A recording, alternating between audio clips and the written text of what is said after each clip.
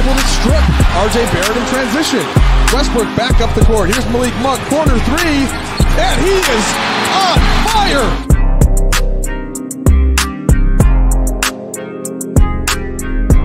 Bradley into the front court. Bradley still dribbling to LeBron.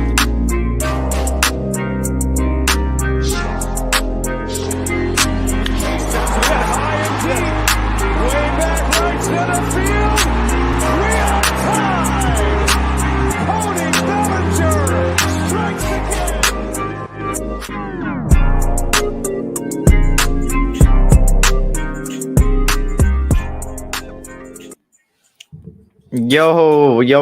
Yo, what's up, man?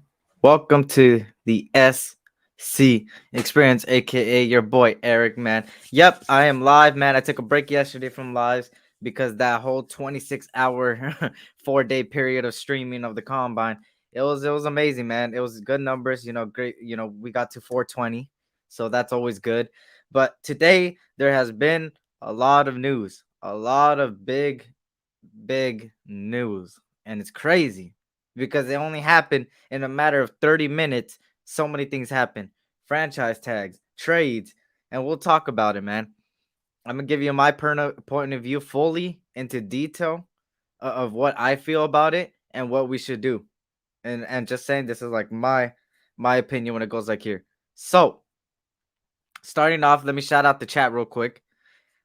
Naomi, what's up? Stack them fucking Lunchables. You heard it.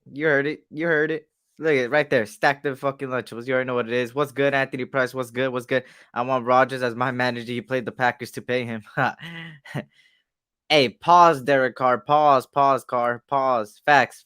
Pause. Stormtrooper, what up, man? You already know what it is. What's up, Stormtrooper? EJ, my guy. What's up? What's up, Dominic? What's good? Graph live at damn. I didn't know he was gonna go live. Shit. But I'm only gonna be live for an hour anyways. It's not gonna be too long. I need to go do some stuff too. So I just wanted to go quick, Sounds like the Donkeys are gonna suck for the next few years. Hey, that we're gonna talk about it right now. Justin Sane, what up, Justin Sane? What up? What's up, Eric? Are you going? Are you guys in the same boat as the Cowboys? No, we're not, and I'll let you know right now. What's good, Cash Lord? Problem. Chilling, man. What's good, Eric? How do you get that animated stream start screen? Oh, I got you, man. I'll talk to you after. Earn, what up, man? What up? Coach Dante, my guy. What's up? What's up, Knock Andrews? How are you, man? Killer Raider, how are you doing? Shane Assist, what up, man? How are you doing today? Hopefully you guys have an amazing day today. I'm dripping mochas right now. Was eating chips and salsa.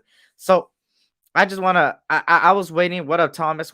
So I wanted to get this out of the way. I wanted to wait till my live because I never want to bring any negativity or like life down on other people's lives. I know you guys see me in the basement, Dirty's live last night.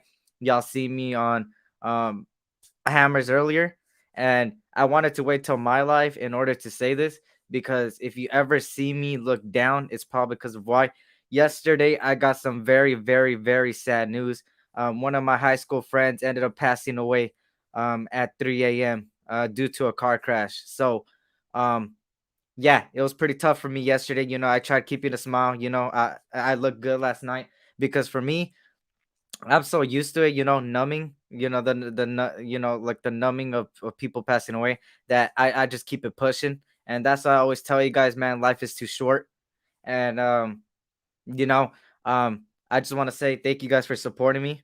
I really, really appreciate it. But I just wanted to wait till my life to say that. I don't want to make anything negative here. I don't want to make the moon go down. And we'll talk some football right now, but I wanted to wait till my live in order to say it. So all I got to say, man, is don't drink and drive. I also want to say, if you're very, very tired in the morning, like very, very tired, don't drive, man. Because I'm telling you, man, people fall asleep on the wheel sometimes. And I also said, life is too short. So tell your loved ones you love them always, right? So thank you for everybody. Thank you for everybody that, I greatly appreciate this, man. I really do. I just wanted to wait till my live. I never want to put this type of energy to other people's lives, man. And that's why you see me look pretty good last night. You see me pretty good at Hammer's Live, because I never want to bring this to anybody else's channel. So I wanted to do it on my channel. So thank you. Thank you. I appreciate everybody, man. Praise to those boys of the families. Facts. Driving tired is bad. I know from experience. Yeah, don't ever drink and drive. Tired bad. I've lost already. I've lost two people that were near and dear to my heart in the last year. You know, in the last 365 days due to a car crash. So, and one was a drunk driver, and the other one was driving tired. So I'm a big advocate when it comes to stuff like that. So please, please, please, when you're driving, be careful, man, and look at your surroundings. You know, I promise you, man, do that. So thank you guys so much, man. I greatly appreciate it. It's a blessing to have you guys here. It's okay, OG, man. It's okay. You know, got to keep it pushing. Pull over and take a nap. Yeah, you know, if you have to pull over, you know, take a nap. I'd rather anybody take a nap than yeah, right? Remember, we have Uber and Lyft now. Be safe, you guys. Facts. So, you know how everybody always has an advocate for mental health. I'm an advocate for mental health too, but I'm also an advocate when it comes to drinking, driving, and stuff like that. So, thank you guys for having my back, giving me your condolences and stuff. I greatly appreciate it. Like I said, I'm gonna try to keep a smile on my face, bringing positivity, because at the end of the day, I never want to bring negative energy. But just know, if you see me anywhere in any live look a little down, just know it's because of that. And you know, if I end up not doing a live tomorrow or anything, it's probably because of it. But I just want to say thank you guys. I'm gonna try my best to keep it pushing. You know, it's a tough thing to look at. You know, too young, 20 years old, passed away. You know, due to a car crash. So it's crazy, and it was shocking news to me. I found out at 5 a.m. You know, I was awake doing some stuff for my school and stuff, and I found out, and then you know I stopped. So I was like, you know what, I'm gonna take a step back. So yep. Trust me, I'm always driving tired and it's dangerous. I've had some moments myself. Hey, EJ, please, man. Please, you know, do your best to be safe, man. If you're very tired, man, pull over, take a nap, or ask someone, bro. Because trust me, man, it sucks. It could cost, you know, a lot, as you've seen, you know. What up, Pyro? What up, Pyro? Racing is bad too. Yes, it is. So I know you guys didn't come for that. Yeah, you know, okay, I just wanted to announce that on my channel. You know, I don't, like I said, I don't, for everybody joining me, I don't want to put it anywhere else. So football. So let's start off with the most biggest news, right? Russell Wilson. Russell Wilson gets traded to the Denver Broncos. We knew there. We always say this. Quarterback, they're always a quarterback away all the time. They always say they're a quarterback away, they're a quarterback away, they're a quarterback away. For me, I always thought they were a quarterback away too. Their defense is solid, even without Von Miller, right? And stuff like that. So I'm just like, damn, man. Like, I'm just like, you know, they got their quarterback. You know, Russell Wilson's a good quarterback. He did get injured last season, so that's something to monitor. But they did give up a lot. They gave up 2 first rounders. We don't know exactly what first rounders, but I'm pretty sure it's this year's and next year's. 2 second rounders. Maybe it could be both of the second rounders this year, or it could be a second rounder this year and a second rounder next year, and a 5th rounder, and Noah Fant, Drew Lock, and Shelby Harris. So they're starting D line, starting tight end, and their pack of quarterback. So it's crazy. So if you know you're going to a party and you know where there's drinking, bring something that doesn't drink or extra clothes or Uber. Facts. That too, man. So yeah. As far as this goes, I think the Broncos gave up a lot, way too much. But, you know, like we said, they are quarterback away, but they just lost one of their weapons as far as Noah Fant, right? Noah Fant. They lost Noah Fant. They lost one of their D lines. So there could be a possibility that they would take a defensive tackle in the 3rd, 4th round, because they do have 2 third rounders. So they have 2. Let me tell you guys what they have still, right? Originally, they had 1 first rounder this year, 2 second rounders, 3 third rounders, a 4th rounder, a 5th rounder, 2 5th rounders, a 6th rounder, and 2 7th. So they had 11 picks this year. If they gave up this year's first and next year's first, then they knocked off the first round. If they got this year's second, then they don't have a first or second this year. But if they knocked off only 1 second this year, they still have a lot of picks this year, and people aren't realizing that. They had double on everything because of Von Miller. They doubled up on 7th rounds, doubled up on 5th rounders, doubled up on 3rd rounders, and doubled up in second. And they're losing a second, 2 seconds, and 2 firsts. So, as much as we want to say they got no draft picks, they still got a total of 8 draft picks still. That is more than us.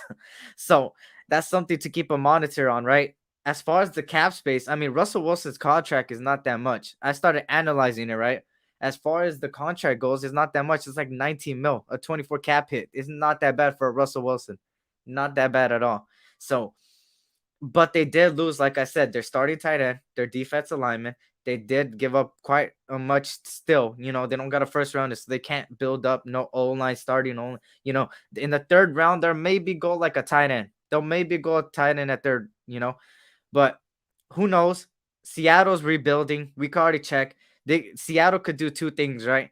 They could either have Drew Lock as a bridge quarterback and waste that first rounder next year on a Bryce Young or CJ Stroud, or draft a quarterback this year as a Kenny Pickett. The Von Miller trade was a chess move. Yep.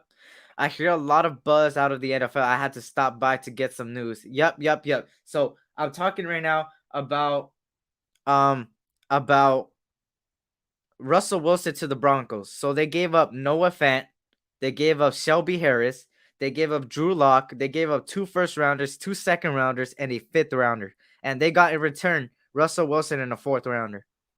Facts SC and gave up the future basically. Yep, they said we're winning now. They said we're Super Bowl contenders. That's what they said. Giving up all those assets and getting Russell Wilson was like, hey, league, yeah, you guys are saying we're a quarterback away. Well, we got our quarterback. That's pretty much what they said. So, and like EJ said, the Von Miller was a chess move. They were smart with it. I heard a lot of buzz. Yep. Another thing too. Here are the people that are officially franchise tagged. Officially, because it's already 123, so it's done. So, Packers Devontae Adams got franchise tag. Bengals safety Jesse Bates got franchise tag. Chiefs offensive tackle Orlando Brown got franchise tag. Dolphins tight end Mike Gesicki get franchise tag. Browns tight end David Njoku. Bucks wide receiver Chris Godwin. Jaguars offensive tackle Cam Robinson. And Cowboys tight end Dalton Schultz. So practically most of the tight ends that most of us were talking about are gone. Salute Lunchables King SE. Sorry for your loss, man. It's all good. Thank you, man. Thank you. I appreciate it. I appreciate you tuning in. You traded for your future for an old good quarterback. Yep. Seattle Seahawks rebuilt it from the ground up. Let's go get Metcalf. Hey, they were smart with the trade though. They did finesse the Broncos, but yep, it's time that Metcalf and Lockett might say we want out. I wouldn't be surprised if Jamal Adams also wants out, or Bobby Wagner, one of them. Wait, no first rounders for Seattle. No first rounders for Broncos. Broncos don't have no first rounders this year and next year. They do have 2 third rounders still. A 4th rounder, 2 5th rounders, and a 6th. Oh no, not one, only 1 5th rounder. So they still have 8 picks, but they don't have a first rounder this year, next year. So they're saying win now. Fant was their only L. Everyone else is on the decline. Yep. QBR hot right now. Yep. Stack them up. Thank you for showing by. Stack them up. You already know what it is. Dalton Schultz all in for JC Jackson. Yes, JC Jackson did not get franchise tag. They did not give him an offer. Schultz got franchise tag. Yes. Marcus May is still on the board. Free agency. Who cares about the future? These teams want to win now. That's how you win. Look at the Super Bowl. Yep. Now, I wouldn't mind it if we trade our first rounder for a solidified veteran and a young guy that is very, very proven, right? You talk about the DK Metcalf. You talk about the JC Jack. You talk about even trading for Adams for a first rounder. You talk about all these guys. I wouldn't mind, But I want JC Jackson, man. I know people are saying he's going to cost a lot. But when you realize it, let me break this down because I haven't seen nobody break this down yet, and I wanted to wait for my life for this too. Aaron Rodgers' contract. You guys know why it worked, right? It worked because most of the money was guaranteed. Guaranteed money doesn't really go against the cap. So what they did was, going by the numbers, right? Russell Wilson said, oh, the contract is not right at all. The contracts are not right at all. Okay, let's just go based on the contract that was given to us, right? A $200 million contract, 150 plus guaranteed, right? When you break it down, you subtract that 150, whatever it was, to the 200, and then whatever is left is what you pay each year. That's what I'm saying. You could get the Devontae Adams. You could get the you could get the Devontae Adams. You could get the freaking JC Jacksons. All you have to do is guarantee some money. You could do the Derek Carrs with guaranteed contract, and it won't cost that much each year. If you guarantee money or even do incentives, it won't go against the cap. Adams shouldn't have gotten tagged. He deserves his money. Yep. No first or second rounders. Shout out Eric. Let's get Moses, DK, and JC Jackson. That'll be a dream offseason, man. Cowboys aren't in a good situation. Yet they're not. I'm down trading 2 firsts for Tay Adams. Hey, if Broncos bitch asses don't go to the playoffs in these next couple of years, they played us up for old ass quarterback. Yep. They literally said, win now. They pulled a Matthew Stafford type of shit. They said, we're winning now. Remember Matthew Stafford, 2 first rounders and a bridge quarterback like Jared Goff? Technically, he's a bridge quarterback. Let's be honest. He didn't play too well. Now he is, right? So they got 2 first rounders and Jared Goff, and everybody's like, damn, they got a lot for him. Look at Seattle. They finessed the shit out of the Broncos. And the Broncos are saying win now. So DJ Chark's another one, man. I would love DJ Chark. I think you get him for $8 million, man. Even if you put, like I said, if you guarantee money or put incentives, it's going to work out with the cap space, man. We got 11 plus mil because the salary cap went up. Stack them up. The kid needs to keep his head up right now. I appreciate Anthony Estrada, man. I appreciate it. I did not know that. What's his name? Wait, let me double check something. I'm trying to see. Is he? Let me see. Hold on. I'm trying to see something right now. But yeah, if you guarantee the contracts. Yeah, I did not know. See, if I would have known what's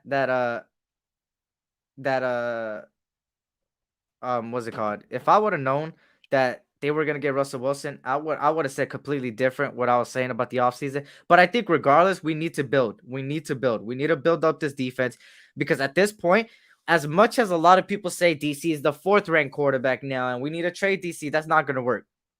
At the end of the day, Patrick Mahomes, Justin Herbert, and Russell Wilson are gonna play our defense. They're going to go against our defense. So in order to win games, our defense has to be filled with playmakers, depth pieces, and good coaching. We have a solidified good coach in Patrick Graham, a guy that knows how to adjust blitzes, does more than Gus Bradley. But also, we need some playmakers and some ballers on this team. We have Trayvon Merrick that could be that is a baller and can be a playmaker in the secondary. You have Max Crosby that is a playmaker. Now, just fill in the pieces. Denzel Perryman could be considered a playmaker. So now you just need to shove some pieces around, right? Give us a defensive tackle that is good. Give us a corner that is very, very good. Give us a outside linebacker. This is the time where Ziegler and McDaniels earns their money, bro. Ziegler, Champ Kelly, Josh McDaniels, and this whole organization, it is time. It is time to prove why you deserve the money. It's time. For this, Mark Davis needs to break the bank. If other teams are doing it, why not us? Let's go, man. Let's go. Next week, let's go. Let's start spending this money on solidified players and players that are healthy, man. Tim Settle is a must also. Yep. They moved Wilson from behind one shitty O-line to another shitty O-line. Yes, the Broncos O-line is better than Seattle's though. But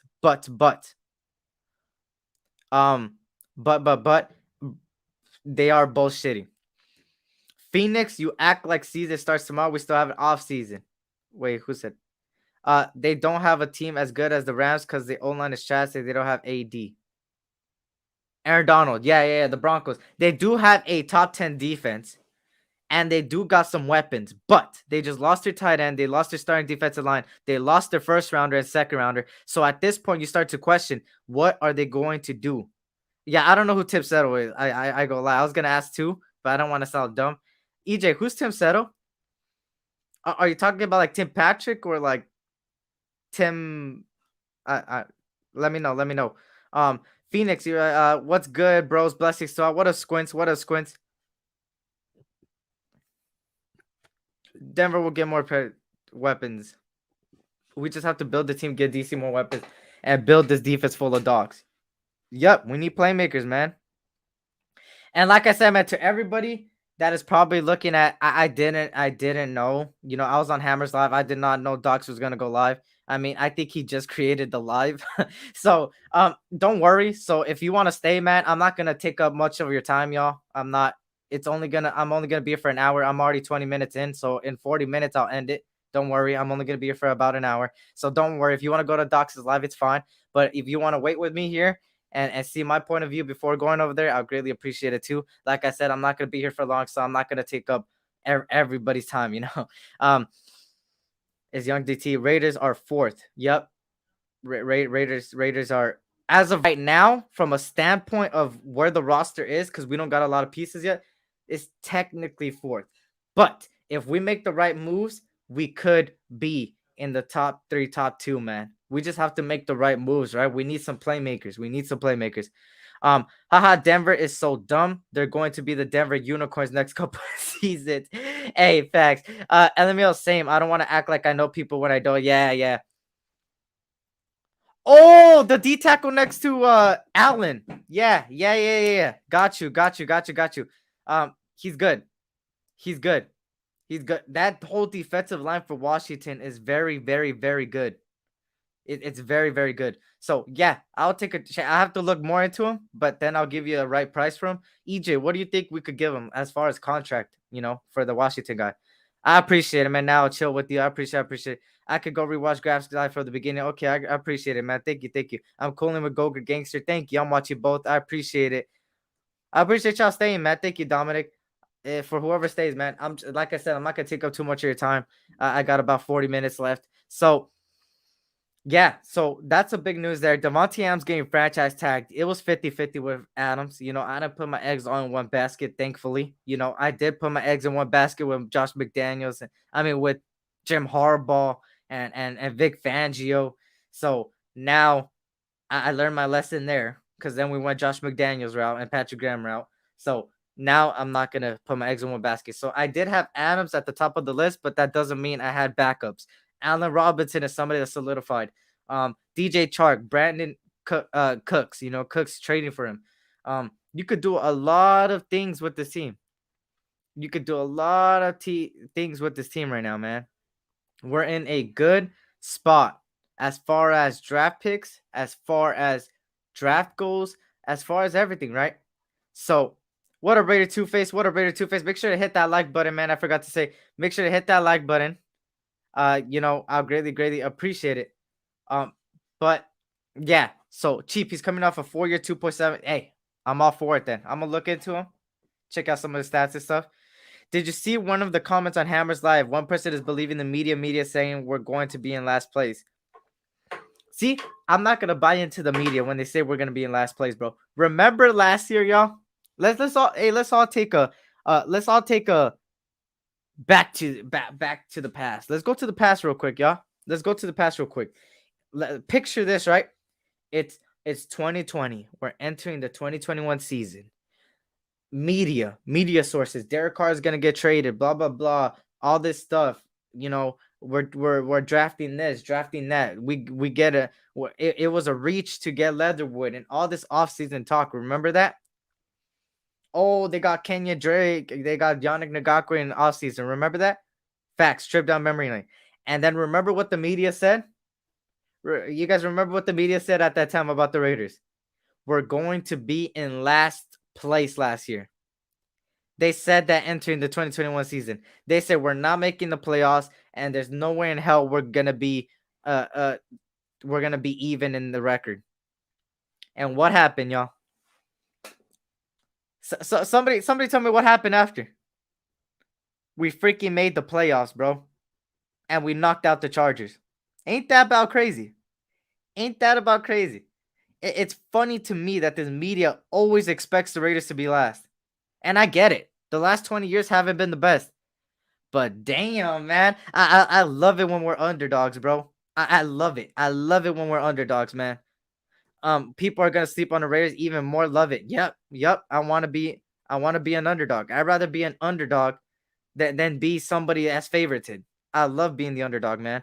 Let's get DK. Hey, I'm all for it, man. Just what would you give up, right? What up, Raider Takeover? What up? What up? Dirty Eric, what's up? You know damn well you do not give a fuck, and you also know the details of Russell Wilson's contract and all that shit. Denver gave up.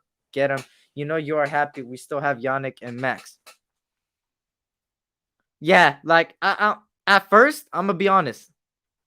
At first, I did get a little emotional, as far as I was like, damn, Russell Wilson to the Broncos. Fuck. No worries. I'll admit it. I was like, shit, bro, what the hell? Then I seen the actual trade, and I was like, oh, these motherfuckers really give up that much. They really give up that much. So I'm just like, you know what? Yeah, I get it. You know, as of right now, roster wise right now, and listen to the words, y'all, because I don't want this getting twisted in anybody else's life. As of right now, as if roster wise, how it is right now, everybody in the AFC West has a better, if not a little bit better, roster. The Chiefs have a similar roster to us because we both are losing people due to cap space. We're both losing people right now. We don't have D tackles, we don't have corners. As of right now, the way the roster is set up, that's what you can say. But that doesn't mean that's going to be it entering the next season, because we still got free agency, we still got the drafts. And at the end of the day, last year we did prove that even with the roster less than the Chargers, we made the playoffs. And with the coaching staff not as good as the Broncos last year, we still made the playoffs. So even with them having a better roster than us doesn't mean they're better than us, because we proved we could win with the less amount of roster, with less, playmakers than the rest of the AFC West.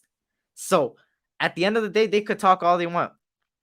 The media could talk all they want. Oh, the Raiders don't got playmakers. The Raiders don't got this. The Raiders need a whole rebuilding. The Raiders need a trade card. The Raiders need to do this. Fuck them, Screw the media. They're gonna say all this shit, and it's gonna be full of bullshit coming out of their mouths. And what are we gonna do? We're gonna keep being the underdogs, and we're gonna keep proving people wrong, man. Seattle is only 24. Give it 2 3 years, 4.5. Okay, Seattle is only 24. He has the potential, man. That's good. 2 3 years for 4.5 mil. Hey, and a great depth piece. What up, Michael? Stack him up. You heard him, man. Stack him up. Stack him up. Facts. Did you check out Isaiah Pacheco, running back for Rutgers? Shady McCoy mentioned him on the NFL Network as sleeper. I looked at a little bit of film. I need to look at more, but I looked at a little bit of film. I was all over the place trying to get these combine results because, bro, even the NFL messed up the combine results, bro. They were saying it was this number, and then they said another number, then they said another number, then they said this, that, this is his height. No, this is his height. And I was like, what the fuck? So I had to go and go get my numbers down better. But I did look at a little bit of film from Isaiah Pacheco. He is a quick guy. He did run a 4.37 in the combine. He has a 9.10 broad jump as well. And I believe his vertical was around 34, 35. I also know he doesn't got small hands, and he's about 5'10", 5'11". So about 5'10", 5'11". So, yeah, he's a little speedster. He's like a little Tony Pollard, bro. I don't want to say exactly a Tony Pollard, but he's got similarities in the fact that he's, a little bit smaller, faster, and could go between the gaps. But I do got to see more tape. So let me get to more tape, and I will get a better thing right there, right? Like my name, Danimos Diego. There we go. Danimos Diego. Let's go. Talk that shit, Big E. Yep. I'm telling y'all, man. And clip it, or let everybody know what that is my standpoint on this goddamn shit, bro. The media could say whatever they want. People of other fan bases could say whatever they want. But at the end of the day, we still got the next 2 months to make moves. And I swear, bro, I promise y'all, bro, we're gonna make at least 1 or 2 splashes, bro. And I mean splashes. And if we don't make splashes, bro, then I don't know what the fuck this organization is going to try to do, because I'm not trying to rebuild, bro. This is a retooling, like they said. It's a retooling, not a rebuild. We just made the playoffs with a team full of coaches that did not adjust, and a team that ended up not being mentally there. Literally. And we still had a lot of Pro Bowlers go. We still had one of the top slot receivers in the NFL. Like, come on, bro. Like, come on. What would we have to trade to get Metcalf? See, look at this is where I don't know. Because the way Seattle did the Broncos, I'm like, damn, they want picks. They want a future. So what I would do, right? I would give up. I'm thinking, right? If you think about the Seattle Seahawks, I don't know that much of who they're gonna lose, but I would not give up a first rounder because I think we could get him for a lot cheaper with a player, right? I think there's a possibility that because their linebacking core is not the strongest and they don't need a safety, they don't need a safety because I'm thinking of 5 players right now you could trade, right? Josh Jacobs, Yannick Ngakwe, Kwiatkowski, Jonathan Abram, and maybe Kenyon Drake. Those are 5 people that were on the trade block a little bit where it's been talked about, and that's what I'm thinking of, right? You knock out Josh Jacobs because I think he could be good. He's still on the cheap rookie contract. You knock out Abram because they already have Jamal Adams. There's no point of getting another box safety. How do you say? I know somebody else in the chat of Hammer said it. I don't know if you're in here. A Dollar Tree Adams. They don't want a Dollar Tree Adams, and that's what Jonathan Abram is. He can't cover, and they need somebody to cover, and they already have there. Then you think of Yannick, Kwiatkowski, and Kenyon. Kenyon's out of the line too. They're not going to get a guy that just got injured. Now you're down to Kwiatkowski. And fuck, I already forgot the other one. Damn. So Kwiatkowski and Yannick. I don't think Yannick will get traded. I think it's Kwiatkowski. You could give him a linebacker that would fill the role for the Seattle Seahawks there, and they could use him. And he's young still, and he was a captain. And then a third rounder or a second rounder, right? I think you could give up that much because I think Seattle is going to try to ask for a first, but I know Ziegler is going to try to negotiate well. So, I mean, that's what I would give up. I have to do more research to give you a more realistic trade than that. But I will get to that. I promise you. I will get to that. So, fuck these birds that decide to shit on my car. Hey, it happens. Derek Carr, I'm not sure who don't you want on your team. Salute you, Kev. Hey y'all. What up, Sergio? What up? Just joined. Did Donkeys get Wilson? Yes, they did. Just to repeat for the people just to let y'all know. Just to let y'all know. To the people that are joining us. Wilson did go to the Donkeys. Seattle got in return Noah Fant, Drew Lock, Shelby Harris, 2 first rounders, 2 second rounders, and a 5th rounder. So they got a total of 8 things, and in return, the Donkeys got Wilson, and they got a 4th rounder. Donkeys ain't shit. That's facts. What up, pimps? What up, Tubby? What up? What up? Hit that like button, y'all. Stack them up. You already know. Stack up the Lunchables. Tell the Donkeys to just bring it. Facts. It's gonna be a dog fight, man. I was a little underwhelmed by Brian Asamoah combine numbers. What about you, Eric? Here, let me go to my Google Drive where I have everything set up. I have the numbers. Let me rewind on the numbers real quick. So, Brian Asamoah he's 6 foot 222 pounds. He had his unofficial 40 was a 4.61, but his official 40 was a 4.56. He did not do a 10-yard. The 10-yard split wasn't there for me. The bench press wasn't there. The 3-cone, but he did have a 36.5 vertical, a 10.4 broad jump, which is pretty good. 10 inches on the hand, and 32.63 as far as the arms. So yeah, I thought he would have ran a little faster, but I think his game speed is a little faster. But yeah, Asamoah is still a great pickup if you could get him in the day 2, day 3, late day 2, early day 3 type of guy, right? Yep. Straight facts.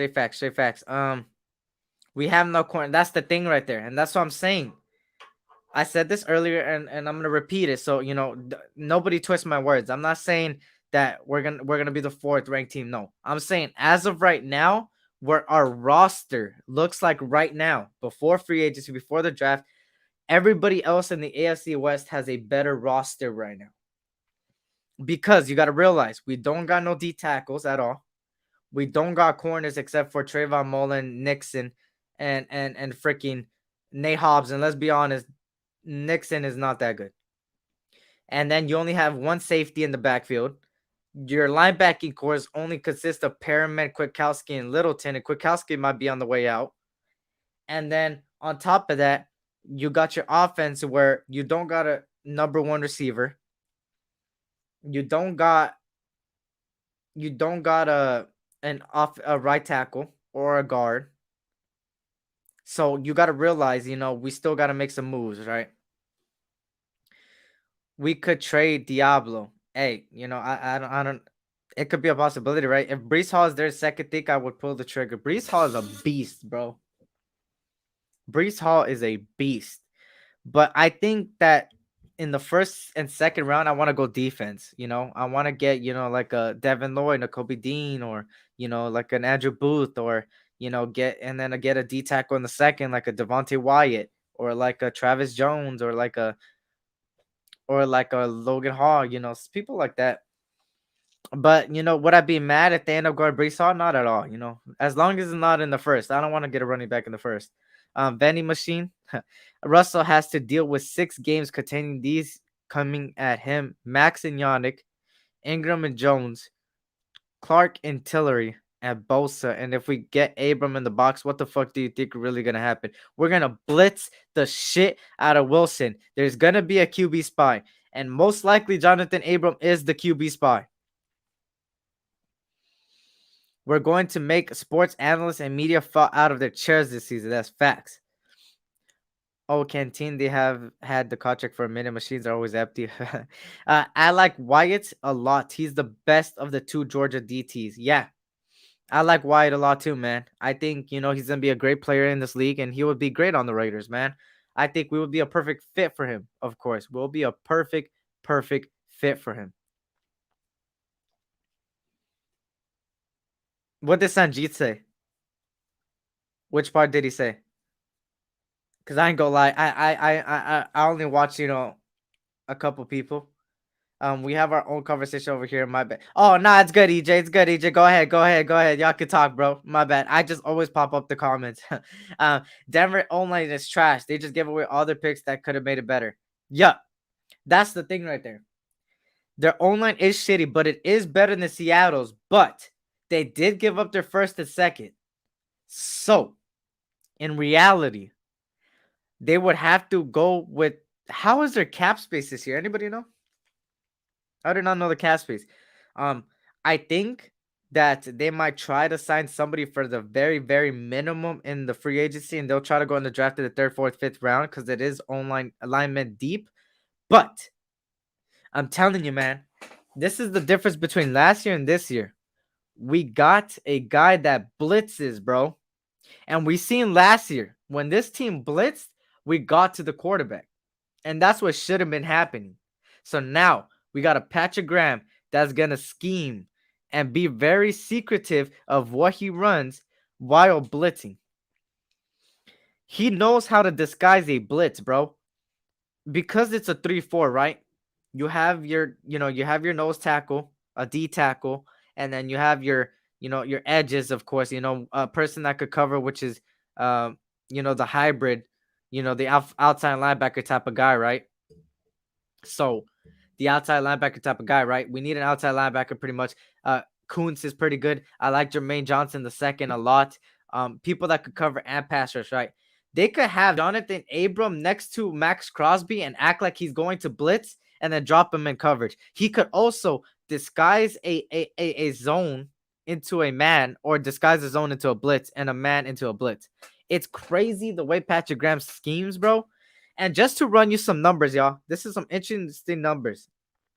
Let me get the numbers real quick, because this is Patrick Graham against some of these top quarterbacks. Give me a minute. Let me try to see. This is his right here. Ready? So, Patrick Graham's defense performed versus the AFC West quarterbacks. And this is what the Giants defense, y'all. Remember this. This is what the Giants defense versus Seattle. They made Russell Wilson go 27 for 53. I mean, it's 27 to 43, 263 yards, a touchdown, a interception, and Wilson that game got sacked 5 times. Playing against Kansas City, they lost, but they made Patrick Mahomes go 29 for 46, 275 yards, a touchdown, interception, and sacked 3 times. Then, when Patrick Graham played the Chargers, they made this is probably the best game. They made Justin Herbert go 23 for 31, 275 yards, 3 touchdowns, and sacked 2 times. And remember, this is with the Giants defense. We could have a better defense than the Giants and better personnel Giants. So I'm excited, man. Also, these are some of the quarterbacks we're going to face this year. Patrick Mahomes twice, Justin Herbert twice, Russell Wilson twice, Kyler Murray once, Trey Lance once, Matthew Stafford once, Trevor Lawrence once, Ryan Tannehill, Mac Jones, and then we still need to wait on the Texas, Colts, Steelers, and Seahawks on their quarterback situation. So at the end of the day, there's some good quarterbacks, a lot of top 15 quarterbacks, and we just need to solidify the defense. What up, Eagles Uncensored? What up, AK? How are you doing, man? I'm chilling, man. Just breaking down the news with Russell Wilson to the Broncos, man. Eagles, dude, don't take Metcalf from us. I wouldn't trade Yannick for DK Metcalf. Yeah, I wouldn't trade Yannick either. That's what I'm saying. It kind of knocks that out too. So it's very limited on what we could do, right? I just don't want to give up too much, right? He was Wyatt as the top DT this year. Yeah, Wyatt is technically a top DT. I would not doubt it if Wyatt goes in the first. I would not doubt it. But also, don't doubt it if Jordan Davis goes in the first too. 2 first, 2 seconds. Facts, Papa, and Wilson short as fuck too. Yep. Just hit the bell for your notice. Thank you. I appreciate it. You heard it. You know, Diego hit those notices. If you guys can't hit the notice to let you know whenever I go live, man. Stack them Lunchables. You heard Pyro. Shout out to Pyro. Hit that subscribe button. We're at 421 the last time I checked, 420. So I appreciate you guys so much. Yeah, stack them up. Maybe Seattle will take a second and Edwards for a DK and a third. They might take it. Facts. Talk that shit. Oh, right here. They have no choice but to look for veterans taking league minimum. There you go, Pyro. That is factual. That is facts, facts, facts. Jordan Davis is going top 10. I think, yeah, he's for sure going top 15 for me. Some notable teams, the Vikings, the Broncos now. Maybe they're gonna use Drew. Maybe they're not going quarterback no more. Oh wait, they don't have a first rounder. What am I saying? Ha, never mind. Ha, never mind. The Broncos don't got a first rounder. What am I saying?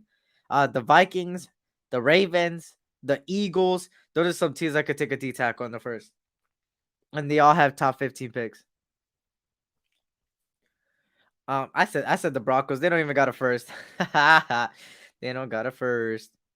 Motherfuckers. They don't got a first. That's tough.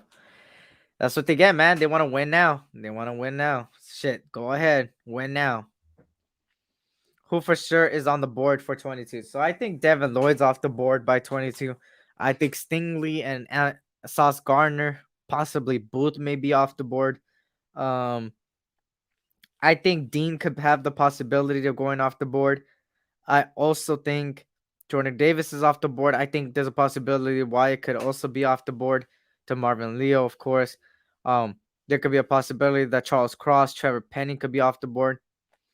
So at this point, you're left with pretty much maybe a Nakobe Dean, maybe a Booth Falls, and then from there, maybe Wyatt will be there, right? Then you got Burks.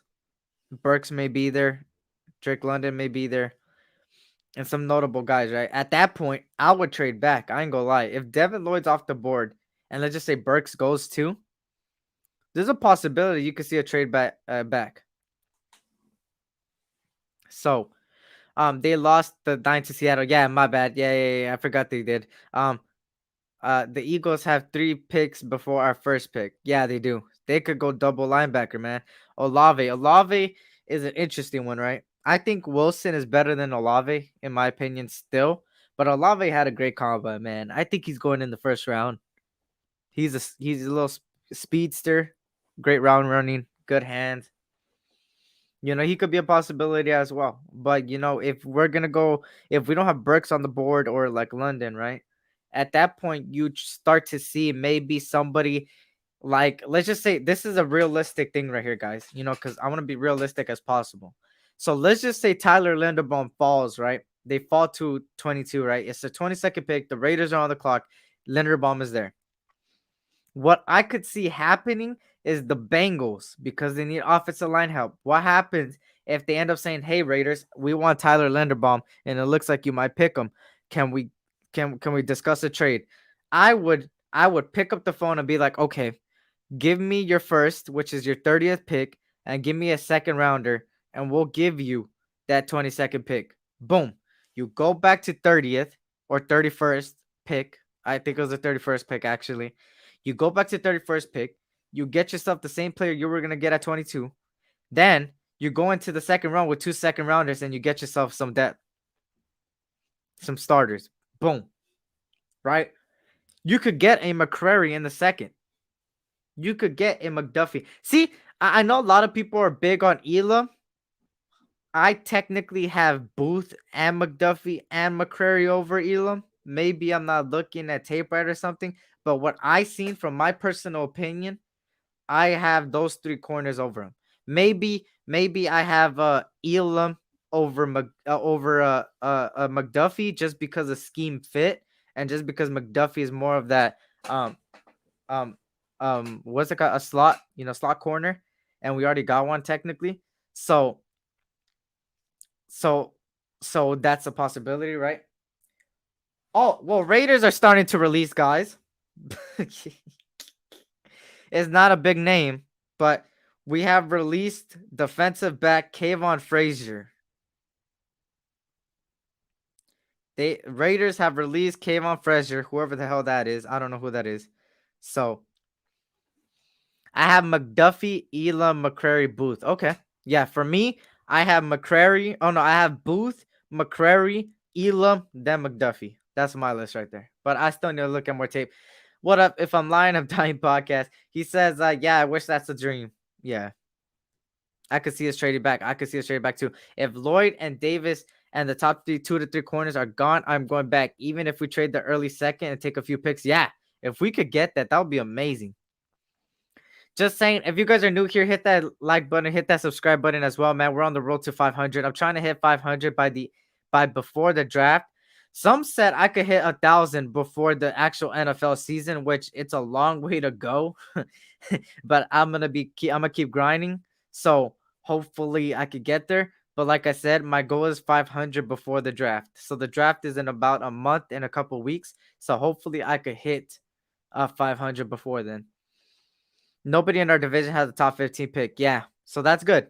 We have the most recent one, I believe, if I'm not mistaken. Or I think the Chargers. The Chargers have a top 20 pick. Of the releases are usually when you're about to sign someone.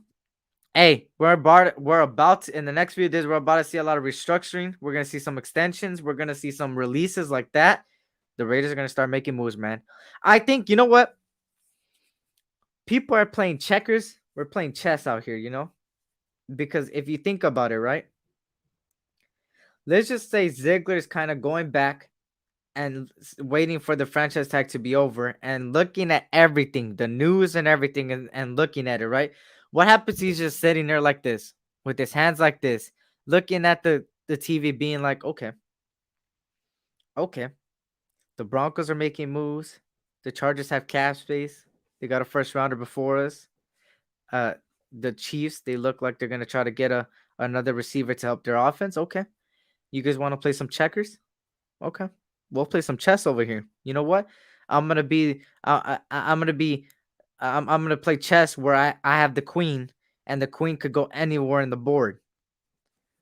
So we're gonna start playing some chess, and I think what's going to happen, what is going to happen, right, Yes, they tagged Adams. What's going to happen is he let them swing first. He let them swing first. Let's think of it as boxing and UFC. Let's think of boxing and UFC, right? What Ziggler's doing, what I see, is that he's letting the Broncos swing first. They're letting the Chargers swing first. They're letting all the AFC West swing first, saying, okay, they're gonna do this, they're gonna do that. All right, you know what? All right, go ahead. Because we're gonna once this free agency and draft starts, we're gonna punch you right back. We're gonna punch you in the fucking mouth because you're already gonna be tired by then. And that's what's gonna happen. We're playing chess, they're playing checkers, bro. What's good, Victory? Thank you for joining me, man. Yep, we're talking about Russell Wilson to the Broncos, man. And we're talking about some Raider football over here, man. What we can do. Only cornerbacks I want is Sauce, Stingley, Woolen, McCollum, Montrick Brown. For me, I would want Sauce, Stingley. I would want Woolen. I would want McDuffie, McCrary. I would love Booth. I would love I already said Woolen as well. I also think Jack Jones, go look at his tape. Even though he's a little smaller, he played the outside in the Pac-12, did pretty good against taller receivers. Could be in the later rounds. Somebody else to look at. Some safeties. Brian Cook from Cincinnati. Nick Cross from Maryland. McKinley, Eric, yo, at work on listening. Thank you. All the releases are usually about, like I'm saying, man, we're playing chess, man. Screw checkers. We're not playing checkers. We're playing chess, bro. They're playing checkers. We're playing chess. We're the chess piece queen because the queen can maneuver anywhere in the board, and we're about to go boom, boom, boom, and boom. We're about to hit back, man. I could feel it, trade back and take Wyatt. Hey, I'm off for trading back if we don't got our guys there. I'm here with you with the draft. We ain't like the like lucky bastards are going to Vegas. Yeah, man. It's just that I ain't 21. There's not much to do besides what circus in Vegas. So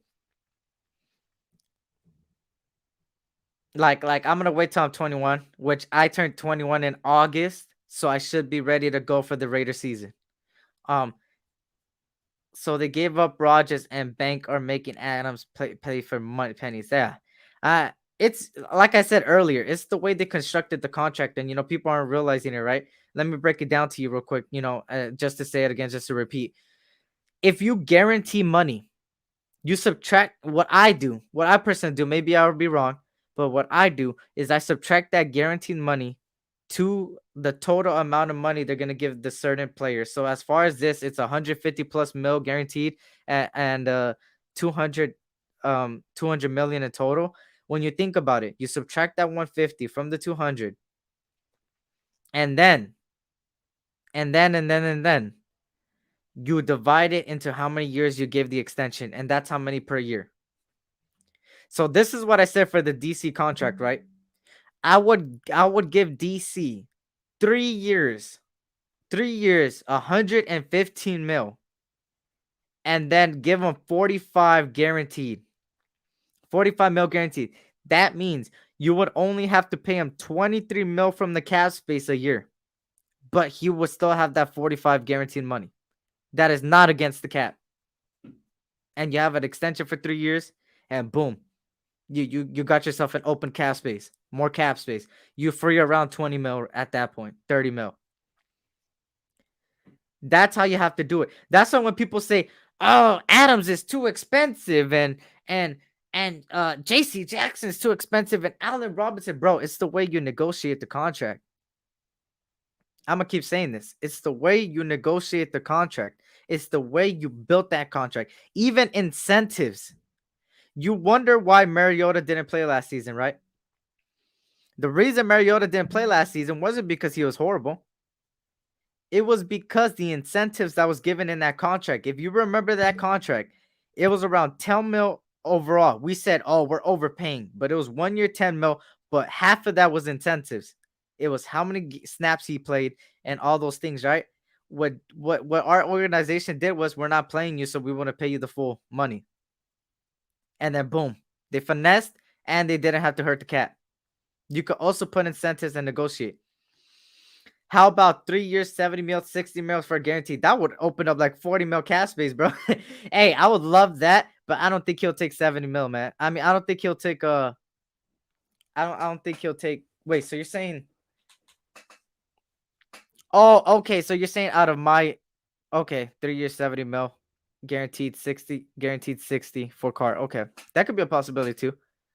But for me, my contract is just to repeat it, y'all. Just if anybody else asks in other lives and stuff, this is my opinion right here. Give Carr 3-year extension, 115 mil, and guarantee 45 of it, and you would have to only pay him 23 mil a year. It's gonna be 3 years, 180 mil guaranteed. If that's the case, oh yeah, you would only have to pay him like 9 mil a year, bro. That would be really good. What I would also do is give Derek Carr incentives. I would give Derek Carr incentives. I think it's time to give our quarterback some incentives so he can have a little bit of more of a motivation. I think also if you're gonna extend Waller, give him some incentives.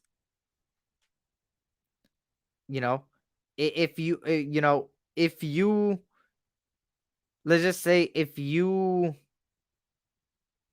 how do I say this? If you can try to maneuver and negotiate right, you should be good with the cap space. We got around 30 million cap space. What you could do also is give JC Jackson a 4-year, 85 mil contract. 4-year, 85 mil contract. Or not 85 mil, 80, a 76 mil. I forgot how I did it. It was around 70 plus mil and guarantee half of it. And you will only have to pay him like around 50, anywhere from 15 and low, like 13 million a year, about there. 12 million a year, not that bad. It won't hurt that much. You get what I mean. I don't mean I have to really look the contract, right? We'll see what happens. 4 years? Oh, so you would go 4 years instead of 3 years. I would go personally 3 years because then you have this year and then you have 3 extra years because the extension is to give it after this year. So that means we would have to, we'll pay the 19 mil this year. Then he'll still have 3 more years, so in total 40 years, right? So it's all the way they negotiate. That's right. When 13 Monday starts, it's the tampering period. Once or even this week, right? If we see somebody in our organization get an extension, somebody as far as personnel like a Max Crosby or Waller or Derek Carr, that's gonna show me how they're gonna negotiate sooner. The moment I get the first contract they negotiate, that's gonna show me how good they're gonna do of a job. Denver receivers are suspect. They have no number one. Yeah, look at people aren't realizing this, right? Too. Tim Patrick, right? Solid receiver, big body receiver. He is healthy out of all of them. Judy and Sutton were both injured. They do be getting injured. And Sutton wasn't looking like the same. Judy is not looking like Judy. Guys, I know Aaron Rodgers is gonna make that team better because technically, when you get, I mean, not Rodgers, when you get a high caliber quarterback like Russell Wilson, you're technically in the media's eyes, you're a Super Bowl contender, and to our eyes too. They're saying, "Hey, we're Super Bowl contenders," and that's what they pretty much said because they gave the whole bag. They gave up their future, and usually when you give up your future, you're saying we're gonna win now. The best receiver was Fant, and now he's gone. Yep, that's what I'm saying. So now and they're losing their running back. They lost Philip Lindsay. Melvin Gordon is a free agent. What are they gonna do? They gave up a bag. And they said when now, which didn't make any sense. Do you think Devontae Adams will play and Green Bay trade him at the trade deadline during the season and we pick him up because Dirty said even though Green Bay tagged him, he doesn't. Yeah, he doesn't have to play. Will he play? Who knows? It's crazy to me that people said he wanted the bag, right? But he settled for a 20 mil tag. And if he some way somehow doesn't play, because I don't think Devontae Adams is that kind of person, right? Where he would stand his ground and be like, I don't want to play. I think he is gonna play, but I think if I personally was Davante Adams and I got tagged like that, I would feel some type of way because I want to get paid like a number one receiver. And the fact that the tag is only 20 mil, 18 mil, that's disrespectful for my career, right? If I was Davante Adams. I am not worried. Chiefs are still enemy number one. That is facts, factual facts. And they're going through something too. They need to free up some cap, bro. The Chiefs are about to lose both of their D tackles. They're losing their safety. They're losing their corner. They're losing some, their offensive linemen. I mean, they just what? They just franchise tag Orlando Brown. So some money is going to his contract. That's crazy, man. That Patrick Mahomes contract is fucking them right now. It's literally fucking them right now. Um, Stack them Lunchables. You heard Pyro. Stack them Lunchables, man. Hit that like button. Also hit the bell notification to let you know whenever I go live. Like I said, I'm only gonna be here for another 15 minutes. Facts Clash. So a max new deal will free up some cash too. Yeah. Let's just say something, right? Let's just say Ziggler, right? Let's just say, right? Because I think this is a possibility too. Because it's kind of weird that Derek Carr was having contract talks with them, and then it kind of stopped, and Max Crosby started picking up. Right. What I think is gonna happen is once we see one extension go, the other two extensions are gonna pop up. And what I mean by extensions, you're gonna see Max Crosby, you might see Renfro, you're gonna see Derek Carr. If back-to-back extensions happens, y'all, you know how much cap space we're gonna have, bro. And we're about to be like the Patriots last year, where Ziggler wasted got like 12 players in free agency, practically a whole starting 11.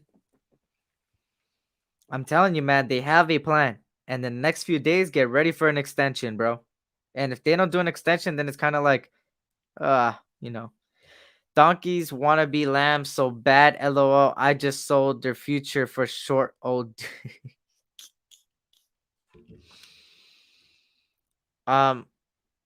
Chiefs will still have the best offense in our division, so the other team pups fear. That's facts. Wilson is taller than me. I can't say shit. Nah, you guys have it all wrong. It's not called the Donkeys. They're the Denver Unicorns. I think Carr gets traded. I don't think he gets traded because I think the reason why McDaniels came here and even said is because of Carr. And if they do trade him, then it better be for a ransom. But then at that point, you're just backtracking, right? Practically, everybody has been screaming for Rodgers, screaming for Wilson, screaming for Deshaun Watson. Well, first of all, Texans going to ask for a ransom. Deshaun Watson is still battling the case, and we'll figure. And I heard his case ends maybe Friday, so that's big news for him. He hasn't played in a season. Then you got Rodgers that's going back to Green Bay, and you got Wilson that's going to the Broncos. At this point, there's no other quarterback right now that is available. That's going to be better than Carr. Max was battling down his passes like nothing in Pro Bowl. Yeah, like 60 right now. 60 mil, 5 years, 98 mil. Restructure Miller. Watson, bro, there were a report earlier. We're deep in trade talks to get him. Who said it? I only trust Ian Rappaport, Adam Schefter at that point, man. Well, who said that report? Because I'm telling you, man, there's always reports about DC. There's always reports about DC. So at this point, I don't really pay attention to the media when it comes to DC because it's been 8 years full of trade talks over Carr. Last year we were supposed to get Watson. Last year we were supposed to get Wilson. Last year we were supposed to get Tom Brady. And then it never happened. We were in deep trade talks to get Tom Brady. We were going to get him as a free agent and then ship Derek Carr. Yeah, that didn't happen. So at this point, I'm going based on what I have. The information I got and the information that the organization has gave me is that Derek Carr is going nowhere. What it also showed me is that they're invested in Derek Carr, and that's who they want. And if you remember, Ziegler did try to trade for Carr when he was in the Patriots. Hey, facts, man. Let's go. Hit that like button, man. Hit that like button. We got to get the like button up, man. Help the algorithm. It'll help me a lot, tremendously. Hit that like button. Hit that like button.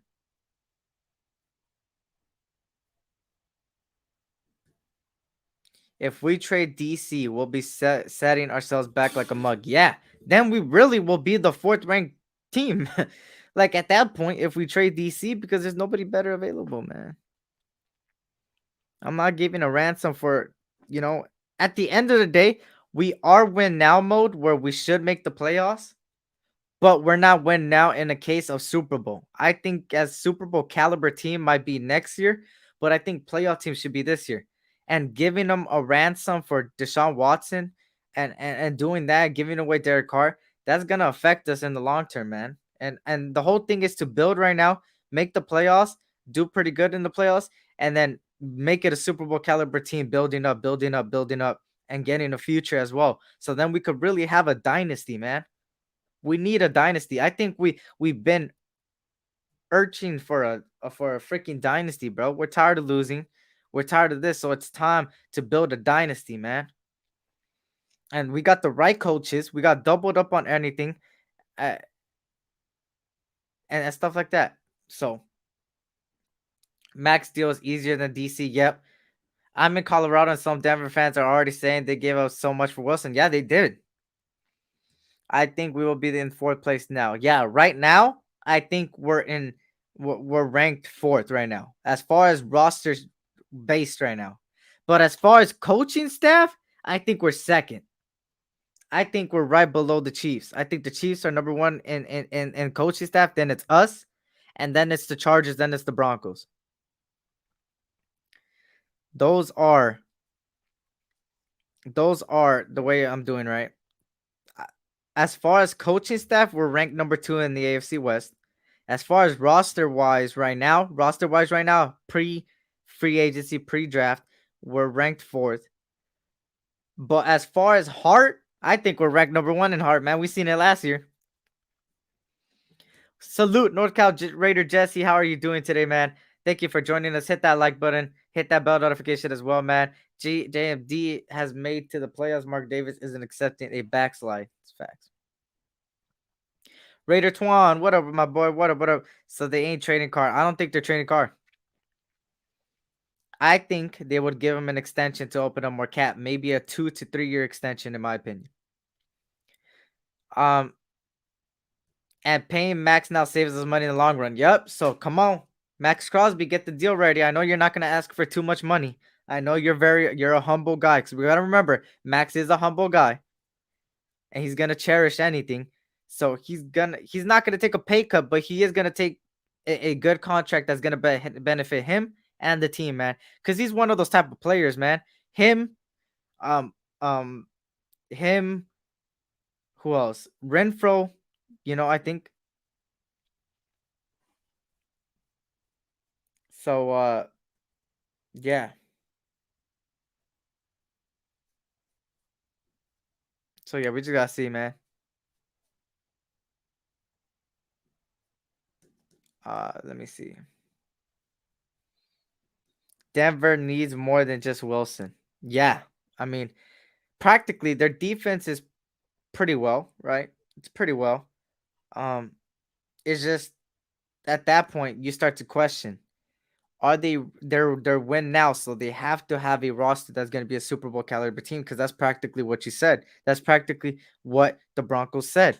They said, we're giving up this much because we believe we're a Super Bowl caliber team. Then let them be. Let them be. Facts, we got to build the defense up. Yeah, this is what I keep saying, man. We need to build the defense. And I said this even pre off season, man, when everybody was backlashing Derek Carr. I literally said, I am a Carr supporter. I'll admit it. People may call me a Kardashian, but at the end of the day, I said this, and you guys could go back on some of my lives. I said, we need to build this team regardless of who is under center. No matter who is under center, I'm going to support them because they're going to be wearing that silver or black. But we need to build this team. You don't win with one person, bro. When you look at all these teams that won Super Bowls, Broncos in Super Bowl 50, their defense won them the game. Even Peyton Manning admitted it. When you go on to the Chiefs and Niners, the offenses did pretty good, but then you seen the defense work out at the end. Then you got the Falcons and Patriots. That showed heart, and that also showed that you need a good defense in order to stop at the end to pick it up in the second half, because the Patriots defense did very, very freaking good in the second half, man. And their offense started scoring points because they got the momentum on their side. Then you look at last year's. Von Miller made that play. If they would have had 2 seconds, if Burrow would have had 2 seconds, and Von Miller never made that play, oh yeah, Jamar Chase torched. Ramsey fell, man. They would have scored a touchdown. But because Von Miller made a play and that defense made a play in total, I mean Aaron Donald, my bad. Aaron Donald made that play. Because Aaron Donald made that play and that defensive line made the play, they came on top, man. I'm telling you, defense wins games, man. People don't realize that. We do got to put points on the board, but when you got to solidify defense, man, it's going to make it easier for the offense to score points because then you got the momentum on your side from the defense. And the other opposite side, the offense is going to do bad. So then you're going to know that, hey, our offense could pick up the pace because our defense is playing very, very well.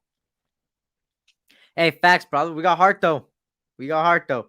Nobody's saying we are trying to get Watson. My little brother's tripping. We sent me a picture of Russell Wilson in Denver, and then he said we're screwed. We better start making moves. We are. Salute problem. Watson isn't coming to Vegas. They aren't taking that chance. Yeah, they're not. I don't think Watson's coming here, bro. They may be in trade talks, but they're not. He's not coming, bro. We have trade talks every year, bro. Like it's nothing new. Me and you've been saying this for a while, fam. Build no matter what. Yeah. And people still think that I think Carr is like the hierarchy. No. At the end of the day, we rep this shield right there, man. See what it says? Stay repping. As long as you wear that silver and black, I'm gonna support you. You know? Like shit. Like, we rep our team. We want our team to win, but sometimes this card talk kind of gets out of hand. And it's just like at this point, y'all, we just need to build up the team. I mean, if we were to trade for a high caliber quarterback, let's just say we were the ones to get Russell Wilson, right? What the fuck? You're still gonna have the same roster with no DTs, hardly any corners, no safeties except for Merrick, no freaking no outside linebacker that could play both roles. You need a cover safety. You also need a receiver, maybe two.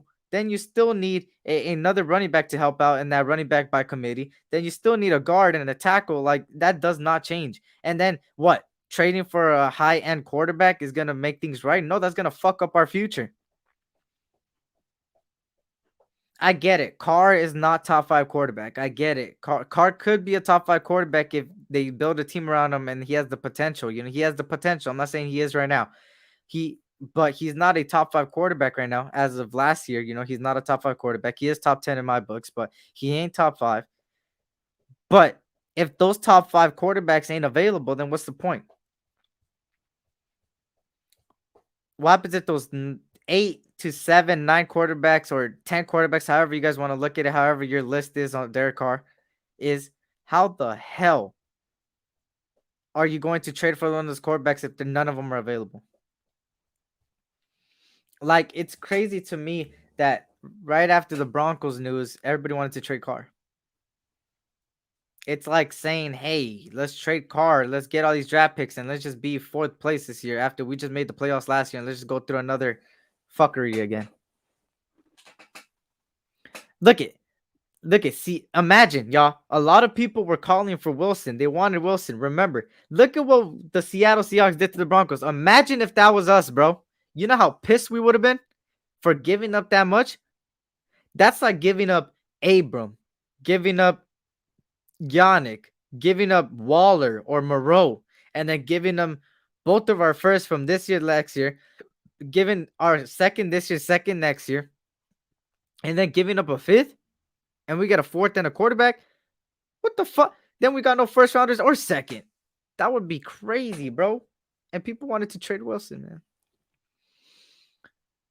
It's Carr. It's crazy, man. The coaching staff and front office, we always dead last. It's about a new time. Yeah, it's a new time, man. It's always it's a new regime. We're ready to go, man. We gotta remember we made it to the playoffs and on that shit. So we have to go on, build up, and we're gonna be dangerous. And we started a better coaches there. We have a lot of cornerstones on our team, right? Even with a lot of missing pieces, a lot of missing pieces, we still got cornerstones, right? Colton Miller's still a cornerstone. Technically, y'all, as much as you want to say it, Leatherwood is technically a cornerstone because he was a first rounder. This is going to be a second year. He did look good in the second half. Another cornerstone guy. Renfro, cornerstone guy. Carr's still the cornerstone guy until he retires, which I still think that next year or the following year we should draft a quarterback to play under Carr. So then he could, when Carr's gone, then we have a plan B, and all we have to do is just put that rookie in a situation that we already have a team for. You know, so yeah. So like I said, we gotta build no matter what, and we missing moving on by one play. Yep, we only lost by one play. If he has another good season or AAD assigns his deal, he will get a lot more. Yep. New coaching staff and team is being so a lot up in the air in Denver. I heard Antonio Brown and Kanye West, bro. Y'all heard about that? And it's actually serious.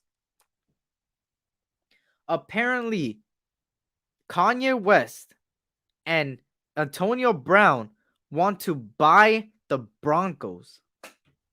Imagine they buy the Broncos. This is going to be the most hilarious shit. Defense is a must. Facts. Like, look. This is what I'm going to say, right? To everybody that doesn't want Carr and wants to trade Carr, right? Don't you think this would be good, right? If we keep Carr, right? Keep Carr for like 1 to 2 to 3 more years, right? 2 to 3 more years, right? Or 3 to 4 more years, right? We give him an extension, right? Let's just say we draft a quarterback next year, because next year the quarterback depth is a lot better than this year. Let's just say we get a quarterback next year, and then Carr is still playing for the extra 3 years, right? We end up solidifying our defense, top 20 defense, top 15 defense. We get a good offense around DC. We're looking good, and then we draft a quarterback next year, and then in 2 to 3 years when Carr's gone, most likely, if he's gone, we'll have a rookie quarterback that learned under Carr and learned under a good coaching staff. On top of that, he would go into a team that is already built. It would make it so much easier. You wonder why the Niners, I hate to talk about the Niners. I fucking hate the Niners. But if you look at what they did, Jimmy Garoppolo was the backup for Tom Brady. He learned under Brady. The Patriots team was so built good around Tom Brady that when Jimmy G had to step up for Tom Brady, he did it. When Jimmy Garoppolo went to the Niners, he went to an organization built to win. And look at what Jimmy Garoppolo did with the Niners. Jimmy Garoppolo is an average quarterback, bro. He's a good enough quarterback to get you some wins with the team around him. Carr is better than Jimmy Garoppolo. He's better than Jimmy Garoppolo. But Carr is also that person that needs that number one, that needs an offensive line. And boom. Queen is in the building. Shout out to Queen. Hey, Queen, how are you doing? Thank you for tuning in. I appreciate it. But yeah, like I said,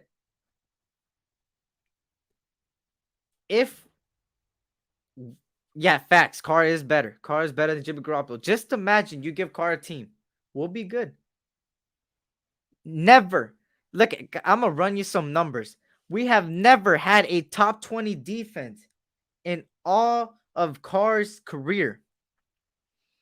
We never had a top 20 defense except for one time.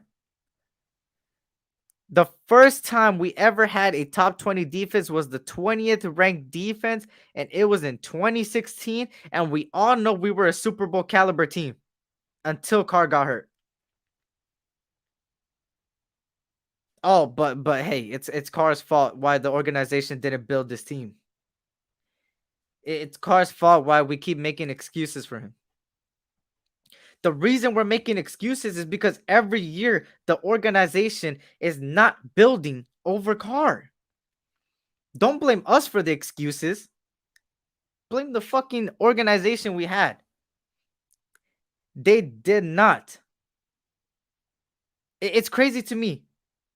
They never built around Carr in the last 8 years, bro. And people tend to forget, oh, why are we giving up excuses for Carr? You love Carr, you're riding Carr, blah, blah, blah. We're giving the reason why the excuses are there in the first place is because our regime doesn't know what the fuck they doing. They don't know what the hell they doing. Bro, have you seen our first rounders in the last few years? Have you seen the free agent moves we made in the past few years? Have you seen, bro? They thought by John Gruden came into a Raiders team and fucked it over. Khalil Mack was gone. Amari Cooper was gone. Crabtree ended up gone. And then you try to give Derek Carr Jordy fucking Nelson? You think you're telling me that giving Derek Carr Jordy Nelson after you already gave away practically his number one receiver in Cooper and gave away his best buddy Khalil Mack on the defense, you're telling me Jordy Nelson was gonna fix everything? Yo, what the fuck, man? Jordy Nelson was like 34 and aging, already on the decline. Come on now. Like that's crazy. And then you tried giving him Antonio Brown, which at the time Antonio Brown was the top wide receiver, and then he went through some fuckery, and then you know how that went. So, just saying, that's why the excuses are there. It's not necessarily excuses. It's the organization's fault why we even have excuses. We shouldn't even have excuses at all. By now, we should have realized, maybe Carr's the quarterback, maybe he's not. By now, we should have an answer, but we still don't have an answer because of the fucking regime. And that's why the debate goes left and right, because one side thinks that everybody that loves Carr rides his freaking balls and shit, and then the other side is like, oh, they're just hating and emotional, and you know they just hate Carr because they don't know what they don't realize that we got a top 10 quarterback there. They think it's bottom 30, bottom 10. When in reality, we should just come to an agreement and look at the main problem. Oh, we're having personnel issues. I wonder who the fuck fault it is. Oh yeah, the hierarchies, which is the fucking organization. like come on now. Like come on, bro. This is why a lot of us are saying, we just want what I want. All I want is for them to build around Carr this year to win. Young guys, veteran guys that are proven, that are good, and not no sloppy seconds, Facts. What Queen said, give Carr some elite players, not leftovers. I'm tired of these fucking leftovers. You think Jordy Nelson was gonna fix shit? You thought, bro, that is crazy to me. It's just crazy to me that sometimes when I'm on different lives and we get into the Carr topic, you wonder why I'm quiet now. In Derek Carr debates, I'm like this.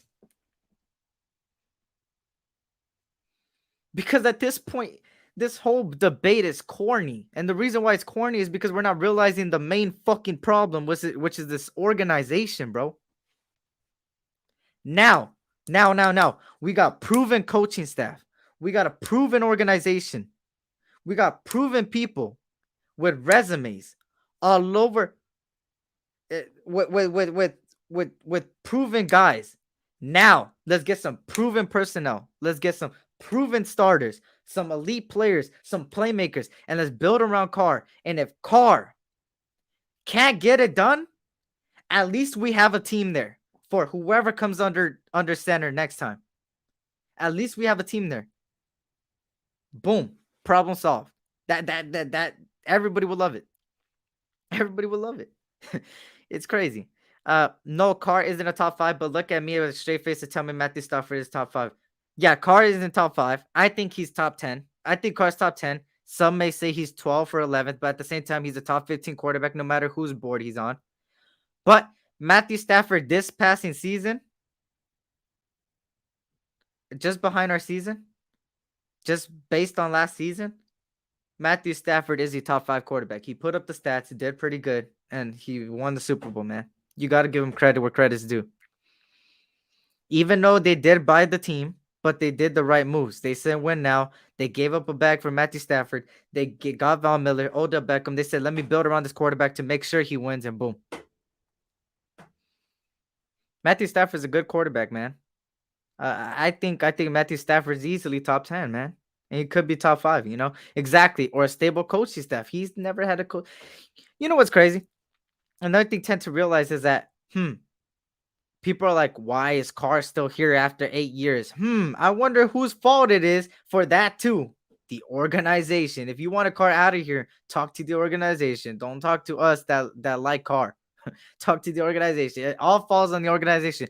Every single statement given by both sides of the debate have always, we never seen the bigger picture. It's always, if you truly look at all the statements from both sides, Carr doesn't have receivers, Carr doesn't have a running back, Carr doesn't have an O-line, and then on the other side, Carr can't win, Carr can't get it done, Carr this.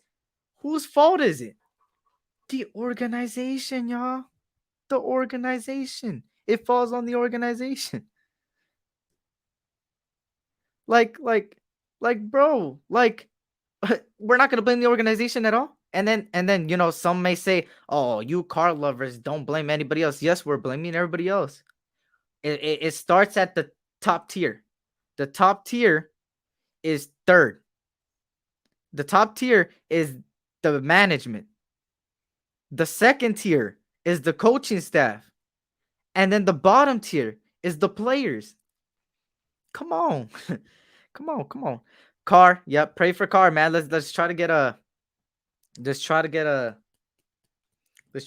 team around him, man. Stack him up. Salute, SC. Fresh off work. Salute to you. Talk that shit, SC. Yup, you already know what it is. You're not excuses, just stating the obvious. No, yeah, facts, Quince. I'm not saying they're excuses because I've always said the same thing too. Like he doesn't have personnel around him, bro. He's never had a top 20 defense. You're not gonna win games with the non-top 20 defense. It's obvious, but you know how the other side is. The other side of the debate is they say we make excuses, which they're not excuses. It's the fucking obvious. The organization has been fucking up, and then the coaching staff has been fucking up because John Gruden wasn't it. And then, Derek Carr did make some mistakes in certain games. I'll admit it. Derek Carr isn't the perfect quarterback. He ain't top 5, but he is a good enough quarterback. He's good. He's a top 10 quarterback, y'all. That's facts, Eric. Our front office and coaching staff was a clown show, and this is the first time in 30 years we have a real coaching staff. Yeah, with a resume. We name chased, bro, with John Gruden. That was a name chasing. They were like, "Oh, the Buccaneers beat us in 2002 at the Super Bowl." Bro, let's be honest, bro. Let's just be honest. John Gruden, that was Tony Dungy's team, bro. That was Tony Dungy's team.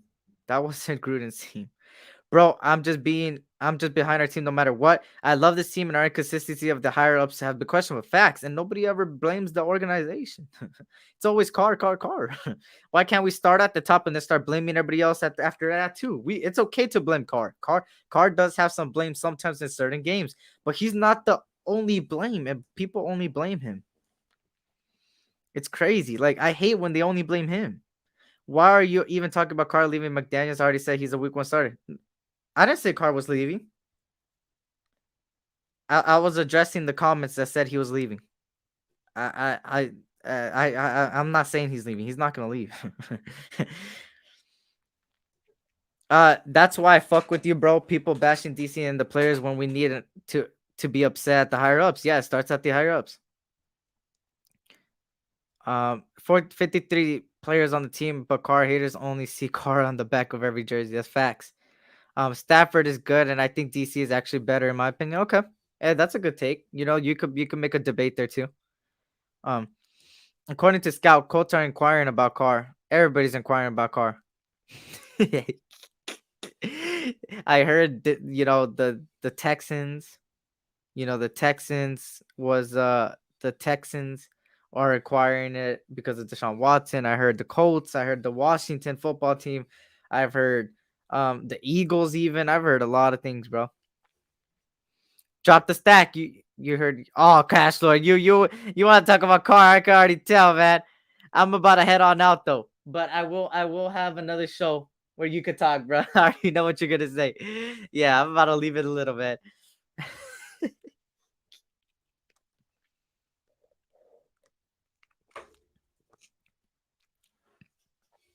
League leading 29 comebacks victories tell you that he was the reason why we won. Yeah. But don't trust them. They're talking all. Hey, it's something to talk about. I love addressing stuff like that, so you can know my standpoint on things so people could realize my opinion on things, right? How I like to look at the bigger picture, not just, things. Right. DC makes mistakes like every other quarterback. Yeah. Yeah, that was Dungy's teams. That was Tony Dungy's teams.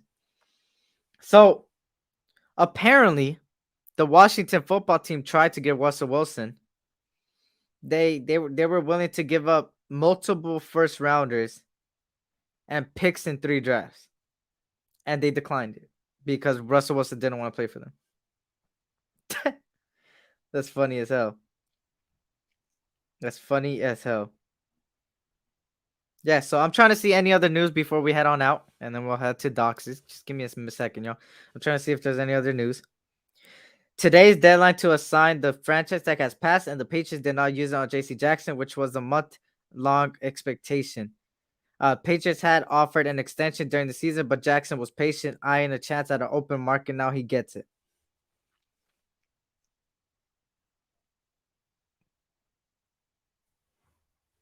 Wait, he isn't live no more? Are you sure about that?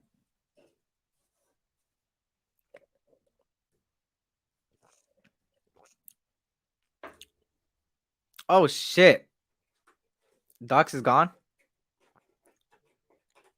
I'm about to be gone in a little bit too. For everybody popping in, I'm gonna just talk a little bit, 15 more minutes.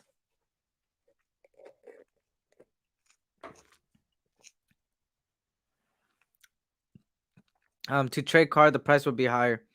I mean, yeah. I wouldn't trade Carr. I think you're backtracking if you trade Carr. He about to take Sun for basketball or something. Oh, got you. All right, kid. I'm gonna head out. Hope to see you on the Four Horsemen tonight. Yeah, I'll be in the comment section, man. He ended tonight. Eric Four Horsemen show. Yeah. The Four Horsemen show is gonna be interesting. It's gonna be very interesting. It's gonna be a good show. So yeah. Trade Carr because it's the worst quarterback in the division. So who are you trading Carr for? There's nobody available, bro. Allen Robinson and J.C. Jackson, my 2 priorities in free agency. Hey, if we could make those 2 splashes and not waste too much money, you got yourself a deal. And what was the thing? He had a mean team around him, just like you were saying. That's why we went top 5 in your book before he had the team. He wasn't shit talking about Matthew Stafford.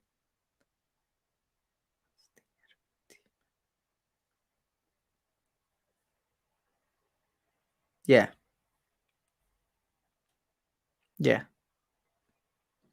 Bro.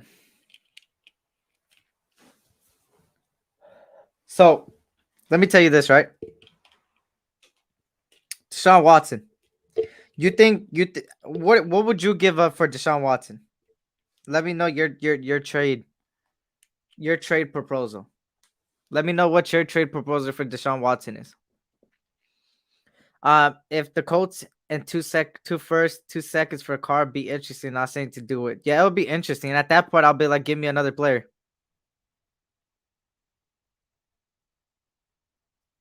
Yeah, facts. He said Raiders trade Carr for Trubisky and Diggs. They're not gonna do that, Frank. They're not gonna. That would be a good deal because it's just a car for Watson, and Watson is technically a very gifted quarterback, but they won't do it. You got to be realistic with it, when it comes to trades, right? Carr for Watson, the Texans won't do it. They're rebuilding. They're going to ask for more than just Carr. No quarterback has went through a year like DC just did and lead his team. Facts. And everyone gives Randy Moss and Warren Sapp a pass for wanting to leave or badmouth the team, but DC wants to be here. Yeah, and everybody bashes DC because he's not bad mouthing the organization. It's crazy.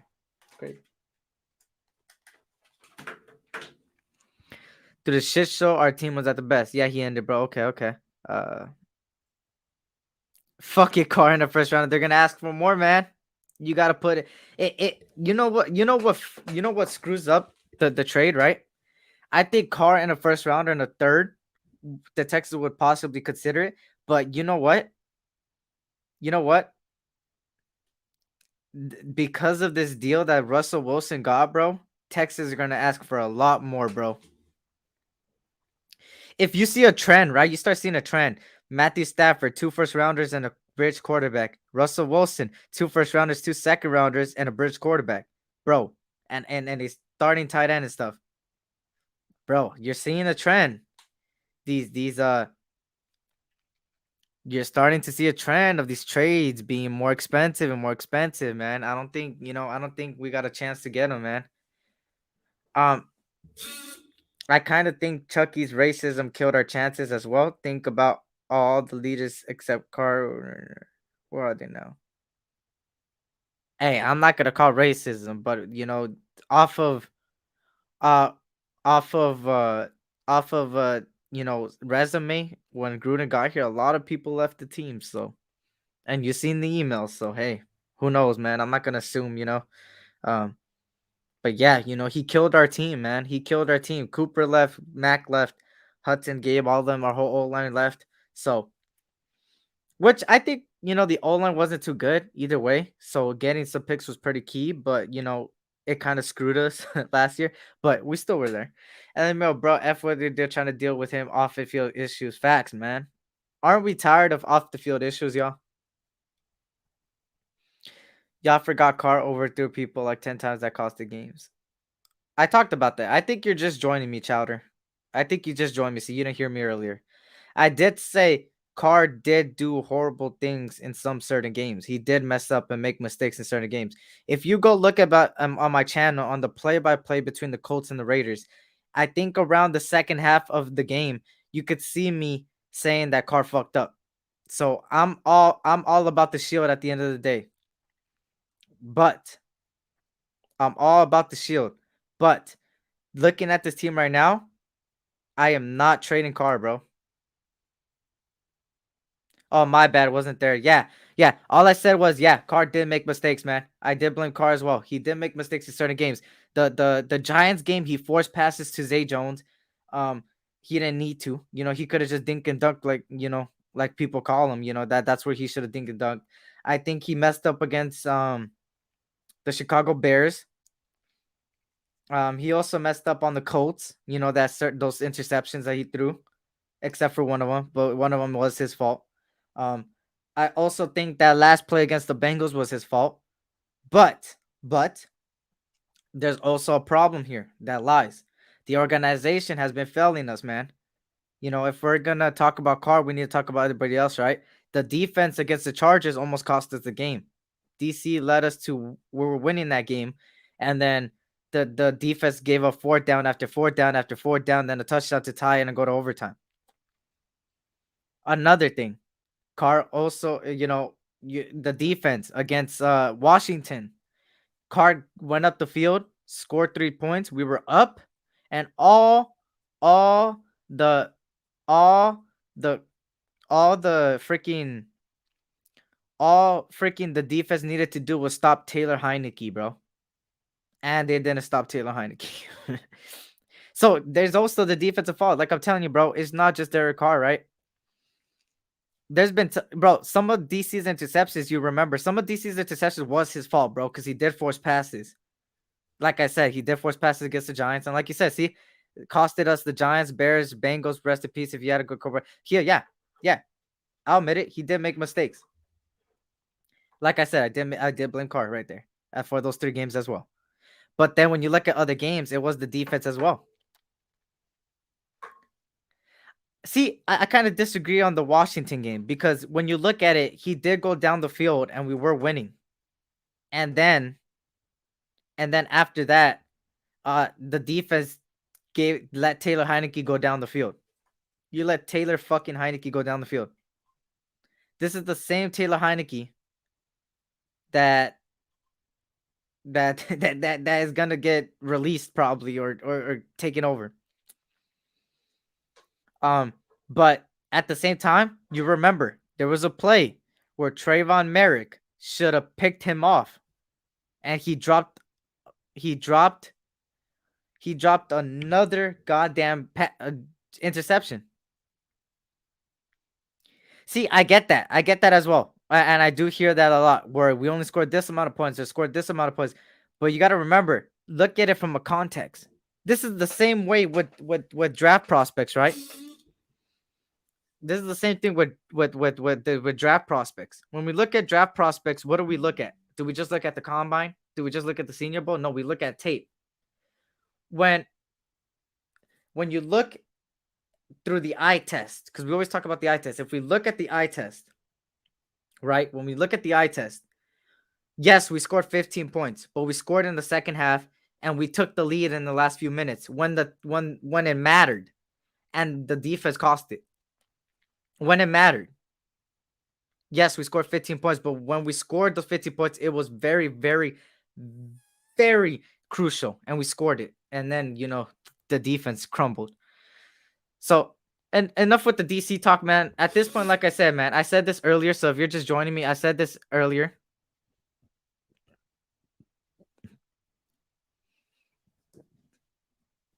Context is in the points car sucks as a red zone, but he can't run.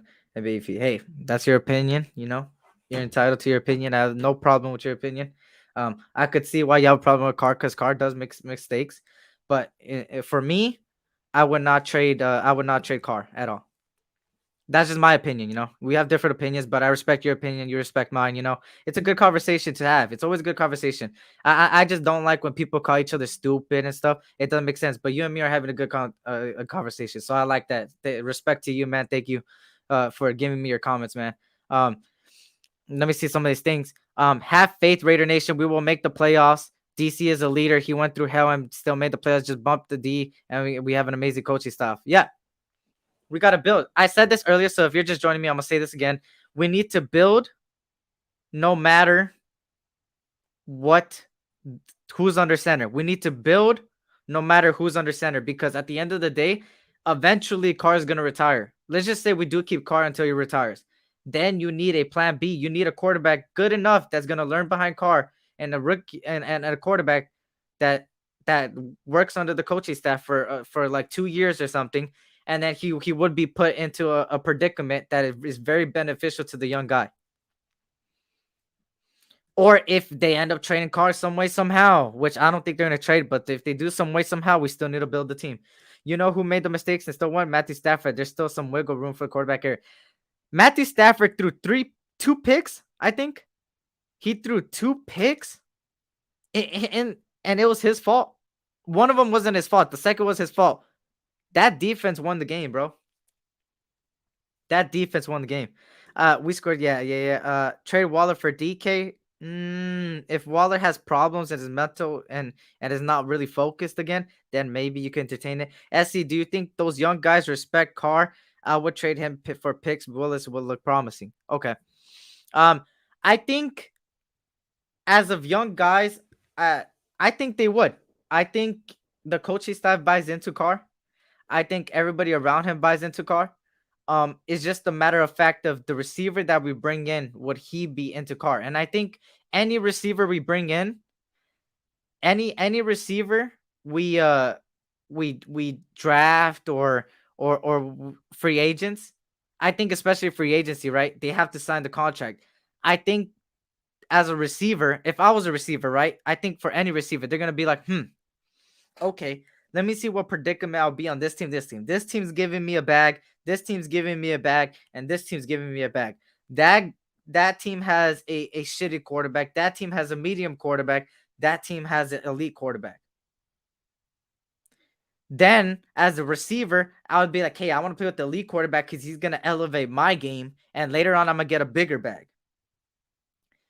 There could also be a predicament where it's like, that's a shitty quarterback, that's a good quarterback, that's a good quarterback. Then at that point, you look at these two teams and see, is this team better built than that team? Who's going to give me a better chance to further my career?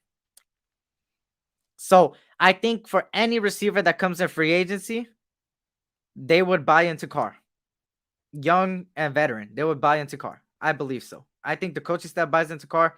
I think everybody around him buys into Carr. And I think as long as Carr does what's right, because we're gonna give him weapons this year. We're gonna have answers this year for Derek Carr. We're gonna have answers. It's gonna show us, Carr just needed a team, or Carr is on the decline. So yeah, I really think the young guys buy into him, man. But I respect that. You would trade picks, and Willis does look promising, man. Yeah, Willis does look good, man. He does look good. I would give you that, man. There was a lot of penalties against us also that could have changed the outcome against. If you remember, people always want to bash Brian Edwards. If you remember, in the first half of the season, he had 4 touchdowns, I believe, called back because of Leatherwood. 4 touchdowns called back. That's what, a total 7 times 4, y'all. 7 times 4, 28. That would have been 28 points on 4 different games.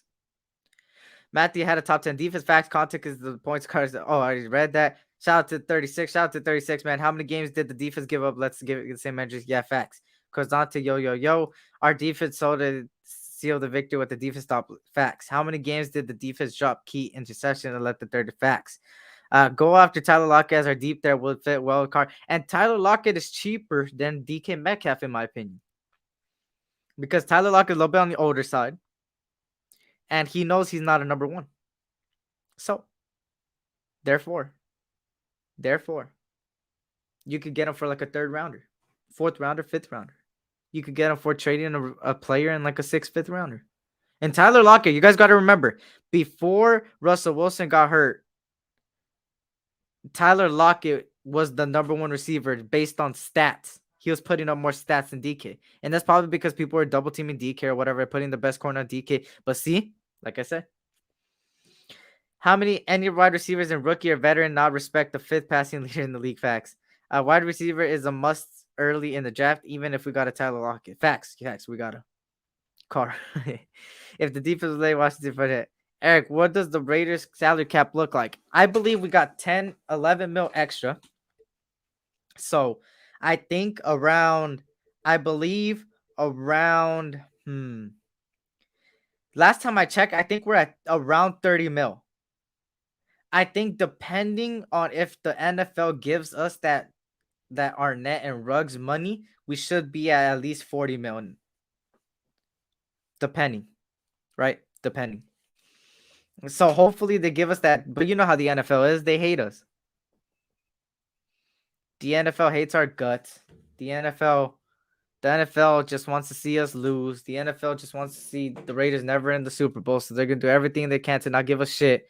And I wouldn't doubt it if they don't give us that Arnett and Ruggs money, bro. I would not doubt it. Because you know how the NFL is. The NFL is full of shit, man. The NFL is full of shit. The media is full of shit. The NFL is full of shit. Sorry, I had to connect my laptop real quick. DC, we just find it to see facts, And that's what people get it twisted, right? We support Carr. The people that love Carr, we support him, right? He's wearing the silver black. He is our quarterback from right now.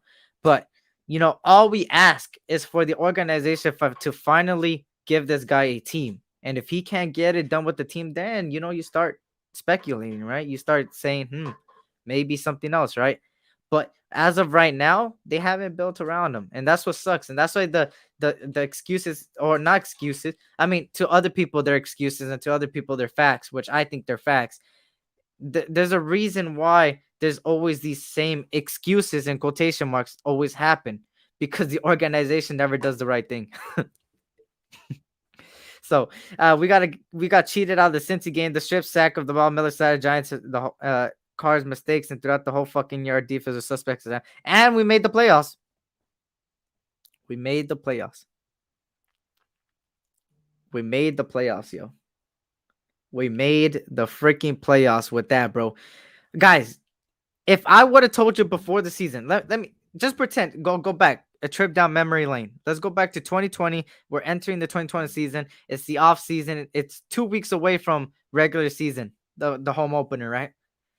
If I were to tell you that the coach got pretty much resigned, left, right? Right. Let's just say, if I were to tell you our coach got fired and left, resigned. If I told you Ruggs, got in trouble and is not our number 1 receiver no more. If I told you Waller got hurt and started going through a little bit of a mental thing as well, but he was injured as well, but he did have a little bit of mess with it because he admitted it. If I would have told you that both of our coaching staffs, the offensive coordinator and defensive coordinator, does not adjust to anything, we ran the same cover three and prevent defense, and um our freaking offense consists of Zay Jones and Kenya Drake got injured too, y'all. Remember that? Kendrick, and our offense was sus. Would you really say we should have made the playoffs? Let's be honest. What if I were to tell you all those things? Do you really think we would have made the playoffs? Would you predict that we would make the playoffs if you knew all those things before the season? Let's be honest. No. Let's be honest. No. And we made it.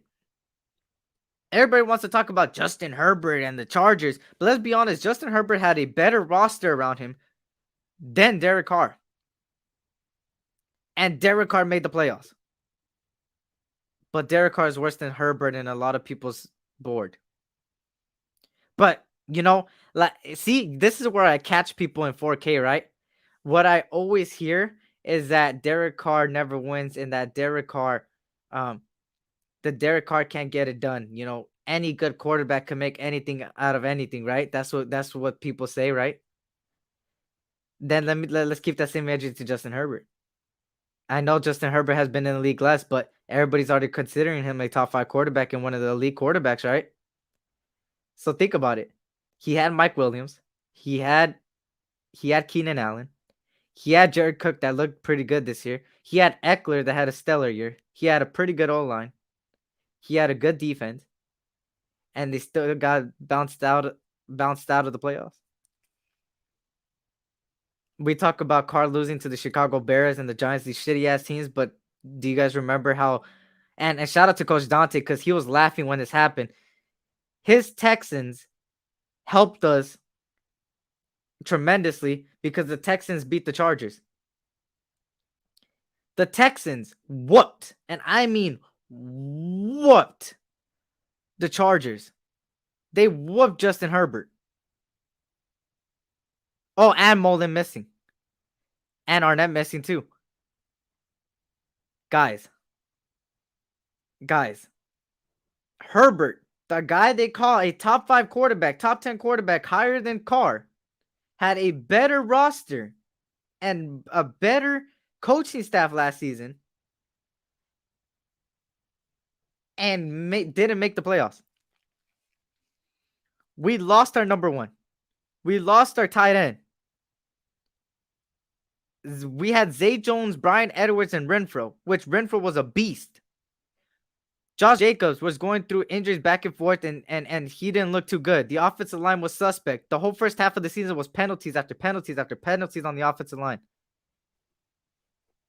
Like, that's crazy that the guy that everybody says is better than Carr couldn't get it done with a better roster and less drama. What drama did the Chargers have, man? Maybe I'm missing a drama, but they didn't have as much drama and adversity as us. And Carr made the playoffs. And people always want to say, oh, Carr doesn't have a good winning record. That's why we want winners. The other 9 quarterbacks better than Carr are winners. But Justin Herbert is considered better than Carr in a lot of people's board. And didn't he lose with a better organization? With a better team? A better team? Just putting things in perspective. Got to keep the same energy, I catch people in 4K. I just never say it. That's why whenever it's car talk in other lives, I just keep quiet. But see where I could easily be in debates about Carr. Easily. But I catch people in 4K without even saying anything. I catch people in 4K. I just never say anything. I'm silent but deadly, man. Just because I'm 20 doesn't mean I don't know my shit, y'all.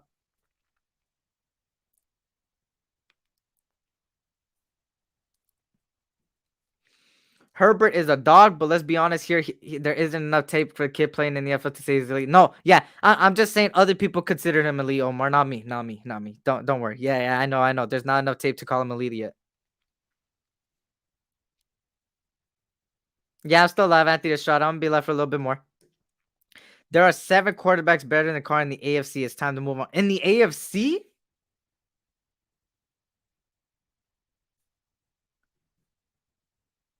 Okay. Yeah, I respect that one. I respect that one, Cash Lord. I respect that one. See, that I respect. Cause technically speaking, Russell Wilson is a good quarterback, and Patrick Mahomes is a good quarterback. I respect that list right there that you have Derek Carr at third. But I think we could all agree that the whole AFC West across the board, every team has top 10 quarterbacks. Every team has the top 10 quarterback, whether it's in the beginning of the top 10, middle of the top 10, or end of the top 10. You can even say all of the AFC West teams have top 15 quarterbacks. And that's all you need. You need a top 15 quarterback to win in this league. You also need a top 15 defense in this league to win. Yeah, I want another 7 best. I want another 7 AFC. I want another 7 AFC quarterbacks that you think is better than Carr. Real shit. How much are we going to pay Carr now that Rodgers reset the market? This is my contract, y'all. For everybody just joining me, hit that like button, stack them up. 3 years, 3-year extension, 3-year, 115 mil, 45 of that mil guaranteed. And that would mean that you would only have to pay him 23 mil a year, which is not that bad, right? 23 mil is not that much. Remember, when you negotiate the contract right, you can maneuver the cap the way you want it. And guaranteeing a contract is the way to go. You've seen why a lot of these contracts are a lot of guaranteed. You've seen Patrick Mahomes be a lot of guaranteed money. You've seen that Aaron Rodgers right now got the bag, but he got guaranteed money because it works. It works for the cap, and it works for him, and it opens up cap. Incentives help too. You give Carr a guaranteed contract with like 2 to 3 year extension, you should be ready to go and open cap space around 20 mil extra. So like I said, man, shout out to y'all, man. Like I said, we're having more people join us right now. I'm gonna be a little bit on for a little bit more. I know I said 30 minutes ago I was gonna end it, but it's fun talking Raiders right now with y'all, and I kind of gotta get my mind straight. I gotta keep myself busy away from what I said earlier in my live. So, yeah. So I just want to say, if you're new here, please hit that subscribe button. We're on the road to 500. I just started my channel 2 months ago. I barely started. I started at 0 subscribers, and now we're at 420 plus. I don't know. I haven't checked yet, and we're on the road to 500. I think I want to hit 500 by the end of the YouTube. By the end of the draft. Hopefully by the end of the draft, I should be at 500. Hopefully. This is something I want to do. I want to talk Raider football. I want to talk everything. I want to, I just want to give my perspective, right? I'm a little bit on the younger generation, so I didn't get to see people like Bo Jackson and Marcus Allen and Balentikov behind me, Plunkett. I didn't get to see all these people, right? But doesn't mean I didn't do my research. I will never become a fan of a team unless I don't do my research about their history. To be a Raider fan, you got to know the history, man. I think you got to know the history, Ali. Al Davis, John Madden, the diversity the Raiders always had, the dynasties we had, the Los Angeles Raiders, the Oakland Raiders, the Las Vegas Raiders, there's always Tom Flores, he long overdue. Also Cliff Branch, long overdue. Mahomes, Wilson, Allen, Burrow, Herbert, Jackson, Watson. All right, I'm gonna break this down real quick, Frank. Mahomes, okay. Wilson, okay. Allen, okay. Burrow, okay. Herbert, no. Jackson, no. Watson, no. The reason being, Watson did not play last season, so we don't know how he's going to come back. We're talking about right now, right? So Watson didn't play last season, so we don't know how good he is. Lamar Jackson, shitty. I mean, we want to talk about how Derek Carr throws picks in certain games? Let's look at the Ravens versus Browns. Y'all remember that game? The Ravens still won. Remember, y'all? When it was Monday Night Football or Sunday Night Football. I forgot which one it was. The Ravens played the Browns this season. Lamar Jackson was out there in the field. He threw 4 picks. He threw 4 picks against the Browns and still won the game. And people look at the win and say, Lamar Jackson is really good. In reality, the defense won the game because a player that throws four fucking interceptions won the game, bro. So I disagree with Watson, Jackson, and Herbert, but the other 4, I could see the case for it. But yeah, I respect that list. Like I said, I respect here at the SC Experience. We respect everybody's opinion, no matter no matter if you're against Carr or with Carr. I'm always the guy to try to give it the benefit of the doubt. If you bring facts to the table and you bring some legitimate reasons, then I respect you. But if you say stuff like fuck you, Eric, or you're stupid and stuff like that. I've had people in the past say that to me. I just block it away and I'm just like, whatever, because at the end of the day, all of us are pretty much grown, man. We could talk about Carr without bashing each other, but always the Carr talk gets out of hand. But here at the SC Experience, the Carr talk hasn't gotten out of hand because I make sure that it doesn't get out of hand. I make sure that everybody's opinion here matters. No matter if you're against it or not, if you disagree or not. It's always good to disagree. It's always good to agree. At the end of the day, we're all Raider fans, and that's all I care about. We all support each other. You support me, so I'm gonna respect your information. As long as you're not disrespectful to me. As long as you're not disrespectful to me, I love your opinion. Just like you, Frank White, man. I appreciate your opinion, man. Like I said, I'm reading your thing because it's a good conversation to have. I don't think Herbert or Lamar are better than Carr. Me either, man. Same, Eric. I get to see those guys only 26. I barely remember watching the last Super Bowl team. Yeah, I was 1 year old when we last made the Super Bowl, 2002, man.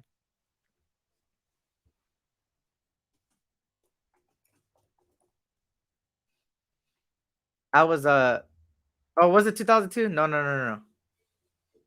Was it the 2002? No, it was the 2000. Oh yeah, it was the 2002 or the 2002 season. My bad, my bad, my bad. 2003 season, the 2003 technically Super Bowl because we played the 2002 season, but then it led into 2003, and then that's when the Super Bowl was in 2003 technically. Yeah. So, yeah. So, yeah, I didn't get to, I was 1 year old. SC, do you think Watson regressed in just one season? I think missing a whole season takes a toll on a guy because when you when you look at Deshaun Watson, right? He wasn't during all this, case and all this stuff.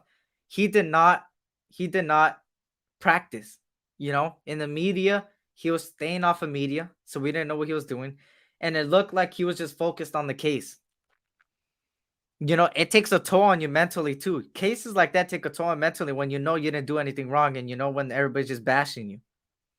Because there was a lot of cases, man. It was more than one. So as Watson, I think he will regress because he hasn't practiced, man. He's been battling that court case, man. So he's been focused on that. He hasn't been mentally there too. So I think he will regress. Do I think before the cases was he good? Oh yeah, he was a top 5 quarterback, bro. Top 10 quarterback easily. But because due to the season and due to him not really, practicing, he was really focusing on that court case. I think he's gonna regress. Just looking at it from that standpoint, right? Lamar only had 3 good games. Yeah, he only had 3 games in all of his career, the 300 yards, man. I've been saying our defense doesn't win us games. Yeah, facts. We need to build up this defense, y'all. We need to build up this defense. Jackson Watson went 4-12 last season as he played. Yeah. I'm telling you, he's going to regress. Lamar Jackson has been MVP. Yeah, that's understandable too. But he did end up losing in the first round in the playoffs, the same MVP season. So, there's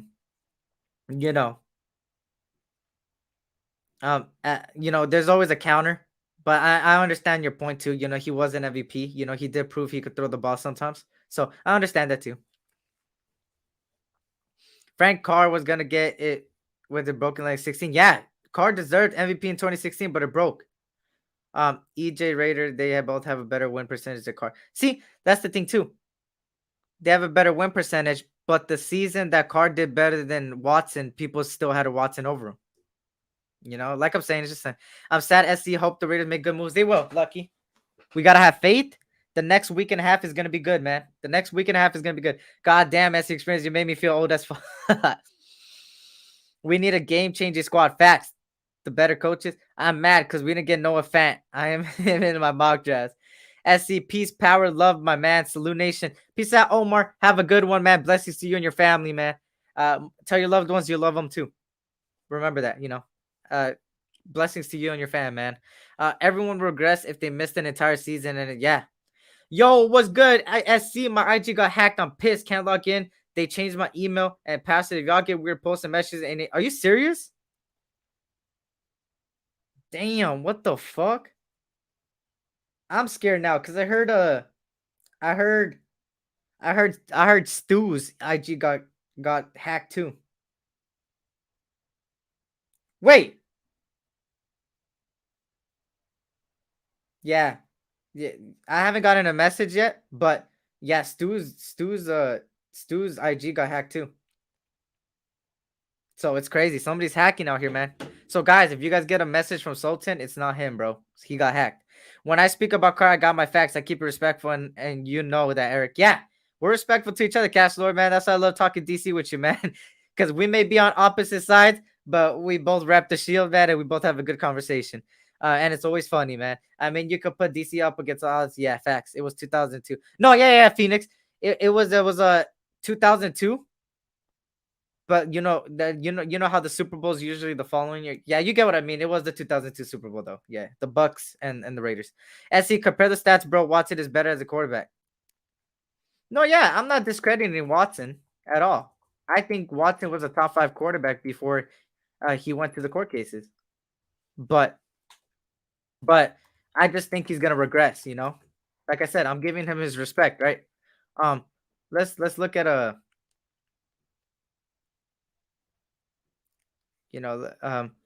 so yeah, so let me see. It was fucking Stu. I got a weird message from Stu. Yeah, somebody earlier Hammer said that somebody hacked Stu's. I think somebody said somebody hacked Stu. Yeah, somebody hacked Stu, bro. So don't reply to him, bro. Yes, Phoenix. It's all about respect. Everyone deserves respect. Here at the SD Experience, the DC talk is allowed because everybody that's can't come in here. I've only had 2 incidents where people called me stupid and said I'm too young for this shit and that I don't know my shit and was very, very disrespectful. I've only had 2 altercations, and they both aren't subscribed to me, so I don't care. But here, everybody that came across besides those 2 incidents have been respectful, giving opinions and stuff, and it's a respectful conversation.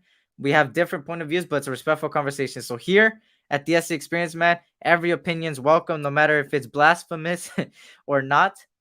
To some people, and to some people it's not blasphemous. No matter what, it is respected here from me, man, from my side. I will never call you stupid. I will never call you dumb. You're entitled to your opinion at the end of the day. What the fuck? Yeah. Hey, Eric, did you check out the cornerback from Houston? I told you about Demarion Williams. Yes, I actually did.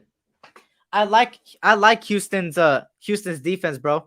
I think the Houston's defense was better than their offensive side. You think of Marcus Jones and you think of Demarion Williams. They played good alongside each other, man. I think they're both great draft prospects. I like what I see from Demarion Williams. He's a later round though, of course, late second, late maybe day 3, type of guy. I still need to see more tape in him, but I like what I see, man. I can see why you told me about him. I love the Houston defense, man. The Houston defense was really, really, really good.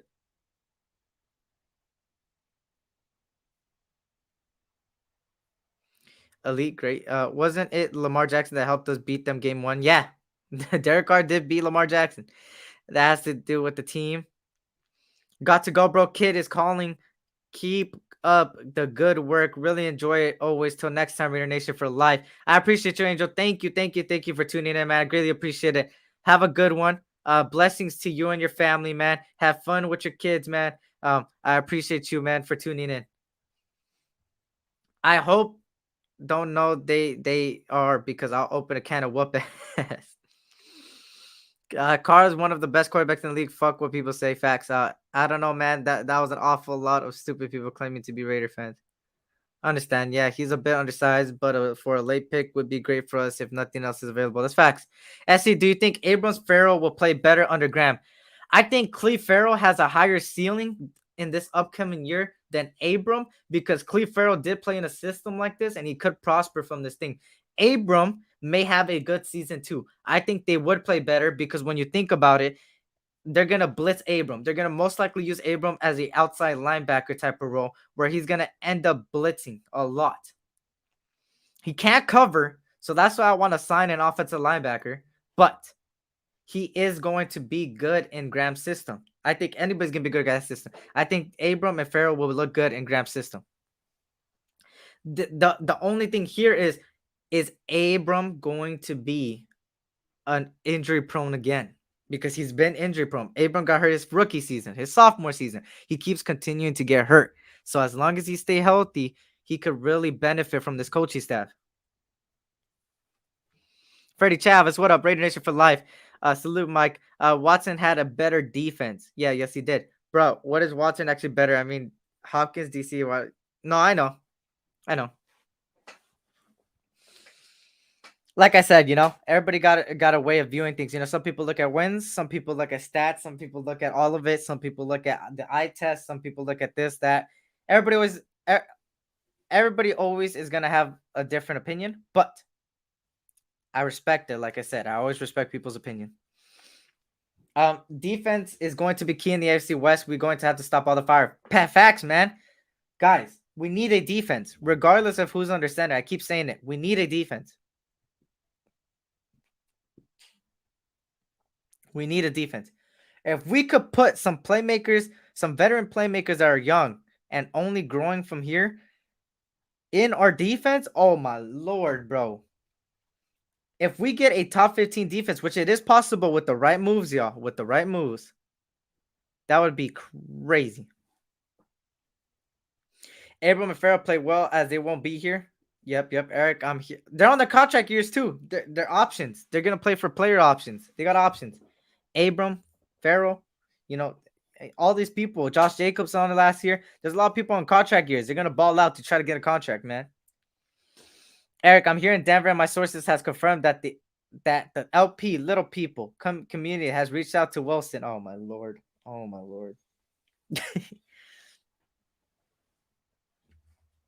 It's a little problem. I think Yannick and Crosby are the beat rushers in our division. We just need that DT. Yep. If we get a dominant DT, bro, oh my Lord. We need a D, but also an offensive line. Facts, Eric. Facts. We need an offensive line. We also need a receiver, maybe a third running back. We need a right tackle, a guard. Then we need a defense. We'll be set, bro. We got to make the right moves. I'm not saying with this offseason we'll be a Super Bowl caliber team. But as long as we're a playoff team, in order to at least win one game in the playoffs, a good enough team to be built for the playoffs, which we can build that in this offseason, we'll be fine. Because I think for everyone, we just want to see the team elevate, right? Last year, we made the playoffs with all the fuckery that happened. Now, entering this season, the expectation is make the playoffs, regardless of the strength, regardless of the moves that are made right now. I think I said this, and I'm going to stick by my word no matter what. I think if we don't make the playoffs, we're backtracking. If we don't make the playoffs, we're backtracking. So we need to make the playoffs, and I'll be happy. And if we could win the first round, I think we could win the first round, man, depending on the matchup. I really do think so. So hopefully, that's the goal. And then next year we could talk about Super Bowl caliber team. You think we could be a Super Bowl team? Okay. Hey, I'm all for it. Eric. Like I said, I that's just my opinion, based on the offseason. But hey, I'm all for it, Eric. I don't have a problem with making it into a Super Bowl team this year, man. If we could do that shit, I'm all for it, man. I agree with you there. But we could sub in Nassib or Farrell running downs. Are we good? Yannick made the third down. Yep. Nassib is good in the system as well. But there's a lot of talent. Emmanuel Agba is heading that way also. Okay. See, there's a lot of people out there, man. I'm telling you that you could get on good contracts. I think both will play better. Yep. Go get JC Jackson free agency as they trade up for Sauce Gardner shut down corner. Bro, that would be a dream scenario. If you could get JC Jackson and Sauce Gardner, you trade up a little bit and you don't have to give up that much to trade up. You give up a player and like a pick, like 2 picks. Oh my lord. Imagine Sauce Gardner and JC Jackson on the same team with Trayvon Mullen being the third one, then Nate Hobbs in the slot. This secondary would be amazing, bro. Agree, Eric. That's what I've been saying. Our O-line. Yep, our O-line. Yep, right tackle guard, man. I wouldn't be mad letting go Yannick for Ogba or Landry. Hey, Landry's a beast, bro, from the Titans. He's a beast, bro. But I think he might get a long-term. I know he didn't franchise tag him, but I think they're gonna give him a long-term contract because he's one of their best defensive lines, bro. Defensive lineman. JC Jackson, Trayvon Mullen would make a good do it. Yeah, as long as Trayvon Mullen stays healthy. That's the only thing that throws me off is his health. Is his health going to be better this year or not? But it looks like he's ready to go again, man. I know I've seen it before as far as Mullen, because Mullen did tweet about something. Let me try to pop it up here. Let me try to get Mullen's tweet here. Trayvon Mullen tweeted, let's rock. He said, let's rock. So he's ready. I know Max Crosby's ready too.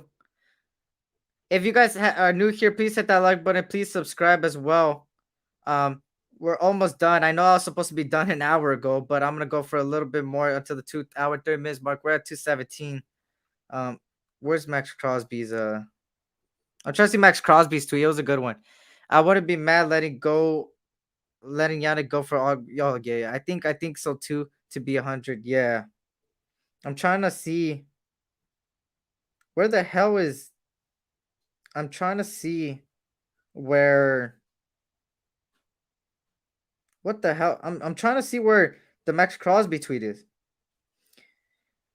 What up, J Taco? Please hit that like button, man. I'm trying to see where the Max Crosby tweet's at. I don't know where the Max Crosby tweet's not there. The fuck? Guys, I can't find the Max Crosby. Y'all know what I mean. He did a smirk face. Crosby did a smirk face.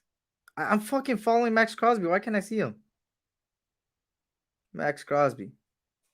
Max Crosby. People. Max Crosby. Yeah, I don't know where it's at, bro. Car 4 year. Damn, 201 mil for car. Okay, I think that's too much, bro. We have to win at least one game. Keep grinding. 4:30 on the way. I'm just stopping by since I'm work, so I'll watch the rewind later. And I already like the ham. I appreciate it, man. You gotta stack up them like buttons. So shout out to the 30 people in the chat. We got about 12 minutes left. Let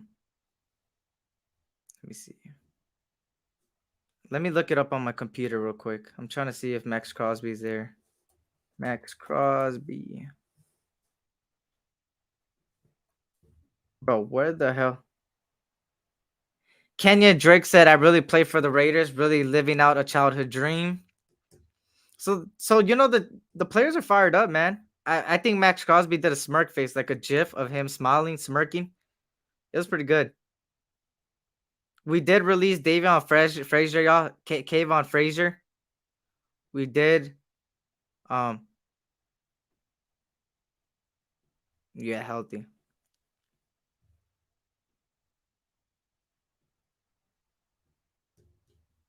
Shout out to 32 people in chat, man. We got about 10 minutes. I think it's so too to be 100. Oh, I thought Las Vegas fucking tweeted something about restructure, but they posted the 2021 season one frame at a time. So the Cowboys, of course, I said this earlier, Dalton Schultz is going to be franchise tagged. I said the franchise tag already. We talked about Russell Wilson. We talked about what we can do in the offseason. We talked about some car talk. Mike Williams overpaid. I think we talked about pretty much everything. The combine. Okay, y'all. So as far as the NFL draft goes, I will be doing a live again of my 50 top prospects, bro. 50 top prospects that the Raiders could go for, ranking them from 1 to 50, of course, in the next live I do. The next Raider live is going to be that unless some breaking news happens again as far as a restructuring or a thing like that. Eric, I really can't understand these Raider fans that want to trick on. Hey, like I said, man, Everybody got their opinions. Some people want to trade Carr, some people don't. But at this time, I think if we trade Carr, we're backtracking. So I would keep Carr. We just got to keep it forward. We got to stack up the defense because we're gonna play Russell Wilson twice. We're gonna play Justin Herbert twice. We're gonna play Patrick Mahomes. So we got to stack up this defense in order to compete. Is Nwosu from the Chargers a free agent? I've seen Andy post a video on him earlier. Yes, he is. I think he is. I think he is. I need to see Andy's video, but I think he is. What did Andy say in the video? Well, I have to watch it. I'm gonna watch it. We need to keep adding depth at every position, especially wide receiver, cornerback. If we have the depth, bro, we should be fine. We should be fine. Because the cornerback, oh my God, guys, just imagine J.C. Jackson. Let's just say we could get Stephon Gilmore, J.C. Jackson, Trayvon Mullen, and then Nate Hobbs, and then Trayvon Merrick, and have another safety next to him that could cover. Oh my Lord. Oh my Lord. Oh my Lord. Oh my, that would be a dream scenario for me, bro. I think we all have dream scenarios. But being realistic, I think we could possibly pull off a great secondary and a great D-line, man. I think we can. With the right moves, we could do this, bro. Because we got cornerstones. Like I said, man, Merrick's a cornerstone. Crosby's a cornerstone. Perriman's still on a one-year deal. He was a Pro Bowler after all. We got cornerstones. Now we just got to fill in the holes, man. Fill in the holes. What up, Raider 78? How are you, man? What up? Shout out to you. Shout out to you. But yeah, dude, I'm excited, y'all. Hey, everybody, I heard I was gonna be live every day for free agency, but I do hear other people are gonna be live. So I think guys, I got some good news. So this is gonna be I'm gonna do a little different, right? So everybody's gonna be live during free agency, of course. Hammer's going live. I'll be there to support him. Hammer's gonna go live for a full day. Docs is gonna go live for a full day. I believe somebody else might go live the following day. If nobody goes live the following day, then I might go live. Who knows? But that same week, part 2, y'all, which is next week. So next week, technically, it's going to be me, the return of SC Queen Experience. SC and Queen show again, returning next week, hopefully, after the couple days of free agency starting. So maybe in the weekend, we'll have the show cracking. It's going to be me and her, and we'll have a special guest too that you guys all know and love. I'm not going to say it yet. You guys probably heard me before in other lives talk about it, about this, but we will have a special guest, which you guys know him. You guys know him a lot. You guys know him. So yes, it's going to be a really good show again. Part 1 did amazing. So thank you for all the support on that first one. We're going to go with the second one. We're going to talk about all the free agents I got signed during it. It's gonna be an exciting show, man. Exciting show. I see SC. I think we should go get Ndamukong Suh. He puts fears in quarterbacks. We need a guy like him. He still has a lot of motor in the tank, bro. Just the question is, can he keep going if he comes to the Raiders? Will he keep going? Which I think so. He did play a lot of games. He's a veteran man. You won't have to pay too much for him. He's a great veteran to have under center. So, yeah, I'm all for it too, man. That could be a possibility for a depth piece. Would like Marcus Williams from the Raiders to pair up with Merrick. Oh my God. If we get Marcus Williams with Merrick, bro, and then some way, somehow, Stephon Gilmore and like a PJ Williams or something, or a corner, and then have Trayvon Mullen at the third corner spot, and then have Nate Hobbs, this secondary is going to be one of the best. Then we get somebody like Ndamukong Suh, like Frank White said, or we get a Ridgeway or a Devontae Wyatt. Bro,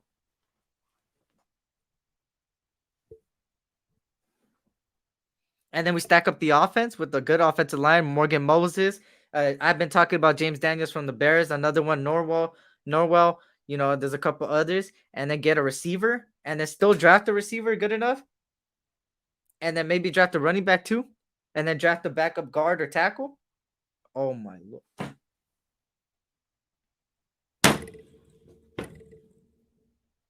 Oh, my. Just thinking about it, bro. We can make the right moves, bro. And people are going to say, we don't got that many cap space. We got 30 mil. We might free up even more with the extensions and restructuring. But you guys got to remember, the way you negotiate the contracts is going to affect the cap. If you guarantee contracts, some of them, they will not go against the cap. If you give incentives and they don't hit the mark, it doesn't go against the cap. Any of the incentive money is not cap money. You know how amazing that would be? For Ziegler, this is where Ziegler earns his money. This is where Ziegler earns his money, man. If we get Jordan Davis somehow, I'm running around my house and say, "Grandma, I'm free." Hey, Cash Lord, I'm gonna. Hey, I know a lot of you guys are going to the draft, but whoever's not going to the draft, I will be live. They'll probably be live in their hotel rooms or something, but I'll be live too for the NFL draft. Hey, I'll be excited too. Hey, some may say that Jordan Davis doesn't, I was one of the advocates too, where Jordan Davis, we just seen that he doesn't have more than that much. But let's be honest, he's good and he showed in the combine that he's got it. And I know that's just a combine, but when you look at tape, bro, this guy's a monster, bro. And as a defensive tackle, you don't necessarily need to have him out there the whole time, like Aaron Donald, right? You need him at least in certain areas in order to help Max Crosby and stuff. Because at the end of the day, we're gonna re-sign probably Quentin Jefferson. We're probably gonna re-sign Hankins, or we're gonna probably get somebody in free agency that's very, very cheap. Jordan Davis is a nose tackle that you could put, bro. A big body guy that could go against the center and the guard and maybe the other guard. That is crazy. Then you have Max Crosby. Then you would have to double team the middle. You would have to double team the middle. And on run plays, that would be so lethal. Jordan Davis was so good in the run, bro. It would be so, bro. I wouldn't mind Jordan Davis at 22. I'm gonna be honest with y'all, bro. But I don't think he's gonna be there at 22. Trade trash ass Edwards to draft a pick. They could give up Edwards and a pick for DK, like a 4th rounder or 5th rounder. But I don't think they're gonna trade Edwards. I think they have confidence in him entering this year, man. I really do feel like that. So, any final things, y'all? I got about 3 minutes. Any final things, y'all, before we head on out? Shout out to the 35 people in the chat, man. Hit that like button. If you're new here, please hit that subscribe button. We're on the road to 500. I appreciate you guys so much, man. You guys have got any questions left before I head on out, man? I'm trying to answer as most as possible. I will be live again this week. I don't know when. Just depends. I will be having my draft board ready. I'm still doing some tape, so I will have a draft board ready because I know a lot of you guys DM me saying, "Hey, SC, can you make a draft board? We want to see who you got as a prospect list." I will make that, and I will make that live this week, maybe. Also, I might, if there's any breaking news this week about extension or anything, I might go live for an hour and 30 minutes. Why is that Raider for life? What happened? Are you a little bit down today, man? You know we're here for you, man. Also, sorry for your loss, bro. Hey, it's all good, man. Thank you. I appreciate it. I appreciate it, man. It means a lot. This 2 hours and about 30 minutes of talking to y'all, man, really helped me, man. It really helped me. This shit's therapy to me, man. I do this for y'all. I do this because I love the sport. I love this team. And it's just, and you guys, I have much love for y'all, man. Y'all family. Remember that. You guys ain't no subscribers, y'all family. But yeah, so any other things, man? Any other things, y'all? Just to repeat some news today, if you missed it, man. Russell Wilson got traded to the Broncos for Noah Fant. Noah Fant, also Drew Lock, Shelby Harris, 2 first rounders, 2 second rounders, and a 5th, and they get in return Wilson and a 4th rounder. JC Jackson did not get franchise tag, but Devontae Adams did. Schultz did. A couple others, Njoku and all of them. Do you see Mark Davis giving guys a lot of guaranteed money? I think you're going to see a lot of guaranteed contracts, or at least some incentives too. We could sign whoever we want. How you manipulate cap facts. These 2 comments go with each other right here, man. It's the way you manipulate cap. I think Mark Davis is finally doing things right. I think he learned from his past with getting Gruden and name chasing and stuff and not getting proven guys. Now we got proven guys. So now it's time to make the right moves. I think Mark Davis and Ziegler are going to come up with the plan, and Champ Kelly, because remember, we got 2 GMs technically, an assistant GM and a GM that are going to work side by side, and 2 brains are better than 1. And we're going to see a lot of good guaranteed money.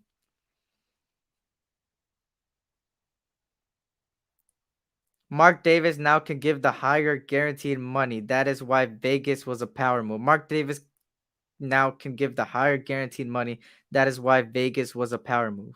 Yeah. Oh, yeah. Totally. Vegas was a power move.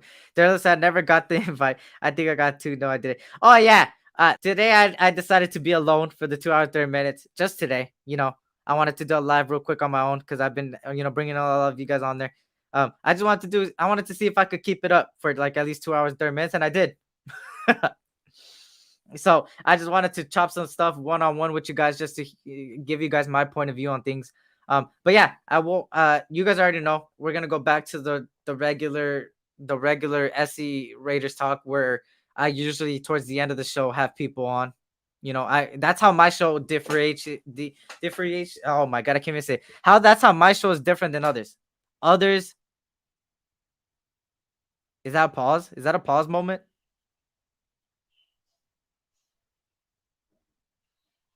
Was that a pause moment? Oh my god, you guys with your pause, man.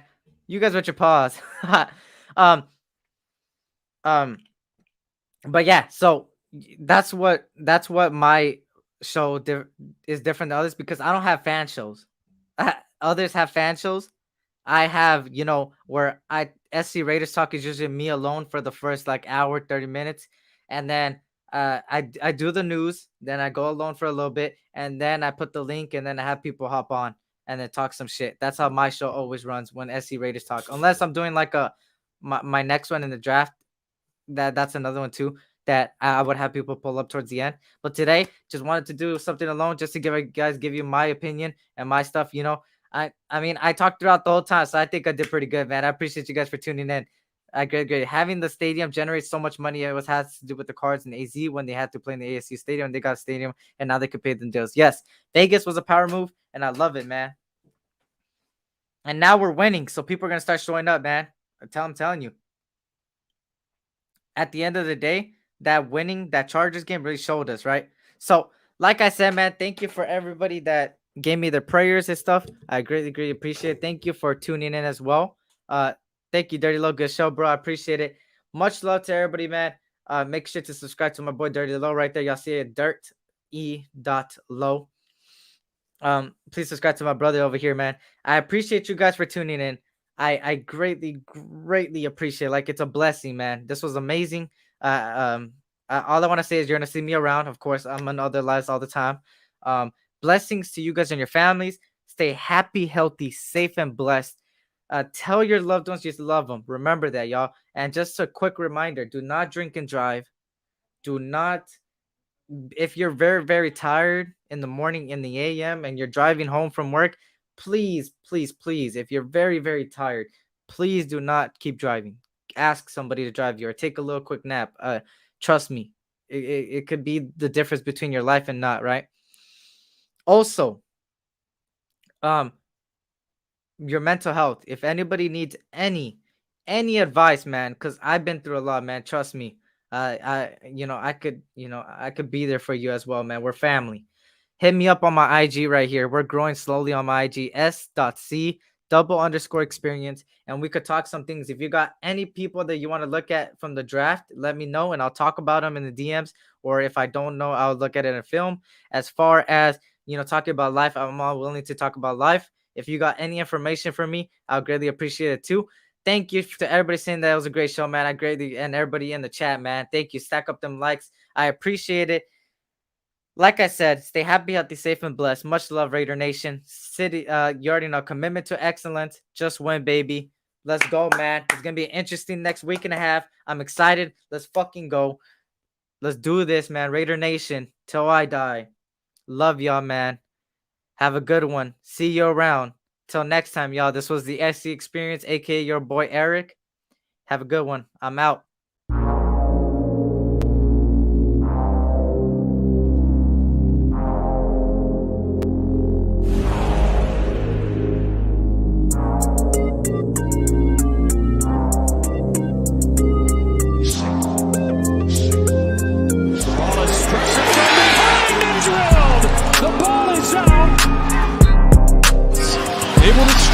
RJ Barrett in transition. Westbrook back up the court. Here's Malik Monk, corner three, and he is